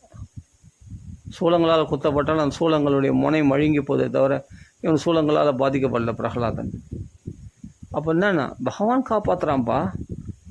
பகவான் காப்பாற்ற இந்த பௌதிகமான விஷயங்கள்லாம், இந்த மலையிலேருந்து கீழே தள்ளுறதோ நெருப்போ எதுவுமே உன்னை பாதிக்காது. சூளங்களோ எதுவும் பாதிக்காது. விஷமோ இதெல்லாம் உன்னை பாதிக்காது. பகவானால் காப்பாற்றப்படுறது குழந்தை பிரகலாதன். ஆனால் தான் தன்னை காப்பாற்றிக்கணும்னு நினைக்கிற இரணிகசிபாவில் வீட்டிலே கிழிச்சி எறியப்பட்டான். வந்தார், கிழிச்சி போட்டு போயிட்டேன்ட்டார். யாரும் காப்பாற்றலாம் அவனை. 14 உலகங்களும் அவனுக்கு சப்போர்ட்டு. ஆனால் அவனை யாரும் காப்பாற்ற முடியல பகவான்கிலேருந்து. அப்போது பகவானுடைய பாதுகாப்பை நம்பி இருக்கிறவனுக்கு ஒரு குறைச்சலும் கிடையாது. பகவானுடைய பாதுகாப்பை உதாசனப்படுத்திட்டு தன் பாதுகாப்பை தானே தேடிக்கிறவங்களுக்கு ஒரு சேஃப்டியும் கிடையாது. அவங்கள அழிவது நிச்சயம். இரணிகசிபு அனாதை. ஆனால் பிரகலாதன் நாதன் உள்ளவன், குழந்தை பையன், பகவானை ரட்சிக்கப்படுகிறது. இதெல்லாம் பக்தர்கள் ஏன் இந்த சரித்திரத்தை ஏன் நம்மளுக்கு வச்சுருக்காங்கன்னா, இதெல்லாம் இந்த சரித்திரம்லாம் பேசும்போது எவ்வளோ பக்தி வருது பாரு நம்மளுக்கு. எவ்வளோ பாதுகாப்பு, பகவான் எப்படிப்பட்ட பாதுகாப்பு கொடுக்குறான்ற நம்பிக்கை நமக்குள்ளே திருடமாக பிலீவ்னஸ் அதிகமாக நம்மளுக்குள்ளே வருது பற்றியா. அதுக்காக தான் இந்த சரித்திரங்கள்லாம் நம்ம பேசணும் அடிக்கடி. அதான் மனசுக்கு சமாதானம். மனசு சமாதானம் கூட மனசுக்கு புஷ்டி, தெம்பு, பக்தியை வளர்க்கக்கூடியது. அப்போ இந்த சரித்திரங்கள்லாம் யோசிக்கணும். சிரவணம் சரி, கீர்த்தனம் சரி. சிரவணம் காதில் கேட்டோம் கதையை, அப்போ நம்ம படித்தோம் சரி. ஆனால் மனசில் நிற்கலன்னா பிரயோஜனம் இல்லையே. இந்த காதில் வாங்கி அந்த காதில் விட்ட மாதிரி ஆகிடுமே. ஏதோ படித்தேன், கொஞ்சம் ஞாபகத்துலேருந்து படிக்கும்போது ஞாபகம் வந்தது, அந்த புஸ்தகத்தை முன்னவனே மறந்து போச்சு அப்படின்னா எதுக்கு அது படிக்கச்சது? வேஸ்ட்டு. அப்போ ஸ்ரவணம் கீர்த்தனம் எதுக்கானா விஷ்ணுவோ ஸ்மரணம், விஷ்ணுவை ஸ்மரணம் பண்ணுறதுக்காக தான். ஸ்ரவணம் கீர்த்தனம் விஷ்ணுவோ ஸ்மரணம், விஷ்ணுவை பகவானை ஞாபகப்படுத்துறதுக்காக தான் ஸ்மரணம் பண்ணுறதுக்காக தான் ஸ்ரவணமும் கீர்த்தனமும் காரணமே. அதுக்கப்புறம் என்ன, அர்ச்சனம், வந்தனம், தாசியம், சக்கியம், அதெல்லாம் பகவானுக்கு பூஜை பண்ணுறது எல்லாம் பண்ணுறது. அதில் ஆர்வமாக ஈடுபடுவோம். நீ பக்தி தர்மத்தில் மேலே முன்னேற்ற. அப்புறம் ஆத்ம நிவேதனம் மொத்தமாக உன்னை பகவானுக்கே அர்ப்பணம் பண்ணிவிடுவேன். அந்த நிலைக்கு உயர்த்துவது எதுனா ஆரம்பத்தில் ஸ்ரவணம், கிருஷ்ண கதைகளை கேட்குறது. அப்புறமா அதை கீர்த்தனம், அவனுடைய நாமங்களை கீர்த்தனம் பண்ணுறது, அவன் புகழை பாடுவது. அதில் நிறுத்தல. அந்த விஷ்ணுவ ஸ்மரணம், பகவான் விஷ்ணுவை ஞாபகப்படுத்தக்கூடியதா நம் மனசில் நிலைக்க செய்யக்கூடியதாக அது மாறிவிடும். அந்த பாகவத தர்ம பக்தி சென் நவலக்ஷணா, இந்த 9 லட்சணம் உள்ள பக்தி மார்க்கமானது நம்மளை முன்னேற்ற பாதையில் கொண்டு செல்லக்கூடியது அப்படின்னு தெரிஞ்சுக்கணும். எதுக்காக நான் சிரவணம் கீர்த்தனா விஷ்ணுவ ஸ்மரணம், விஷ்ணுவை ஸ்மரிக்கிறதுக்காக தான். விஷ்ணு பகவானுடைய பாதுகாப்பை ஞாபகப்படுத்திக் கொள்வது, பகவானுடைய பாதுகாப்பை நம்ம ஞாபகப்படுத்திக் கொள்வதற்காக தான். பகவான் பாதுகாப்பு இல்லையான்னு நான் எப்போ இருக்குது, நான் தான் மறந்துட்டேன். இப்போ என்ன, அந்த கிருஷ்ண உணர்வு உனக்குள்ளே தூங்கி கிடக்கிற அந்த கிருஷ்ண உணர்வை தட்டி எழுப்பி பகவானுடைய பாதுகாப்பை பெரும்படி செய்தது. அப்புறம் நான் அதுக்கப்புறம் பக்தியில் முன்னேற்றம் தான். அர்ச்சனை பண்ணுவேன், பகவானுக்கு புஷ்பங்களை அர்ச்சனை பண்ணுவேன், வந்தனை விருந்து சேவிப்பேன், தாசியம், பகவானுக்கு சேவைகளை, கோயிலில் கூட்டி பெருக்கிறது, பூஜாரியில் சுற்றி பண்ணுறது எல்லாம் பண்ணுவேன். தாசியம், சக்கியம், பகவானோட நல்லா பேசி பழகுவேன். அது ஒரு படமாக, ஃபோட்டோவில் இருக்கிற படமாக கிருஷ்ணனை பார்க்க மாட்டேன், நல்லா பேசி பழகுவேன், சக்கியம் பண்ணிப்பேன். நல்லா அவனோட பகவான் இப்படிலாம் லீலை பண்ணியா அப்படின்ட்டு பட்டத்தடி கேட்ட மாதிரி, நீ பகவானிடத்தில் லீலைகள்லாம் ஒரு லீலை படிக்கும்போது கேட்டு கிருஷ்ணா நீ இப்படிலாம் பண்ணியா, மலையை கோவத்தை மலை தூக்குனியா, வாயில் உலகங்களை காட்டினியா அப்படின்ட்டு அவங்கள பேசி பழகுவேன். அப்புறம் நம்ம ஆத்ம நிவேதனம், அப்புறமா கிருஷ்ணமயமாகவே மாறிடுவேன்.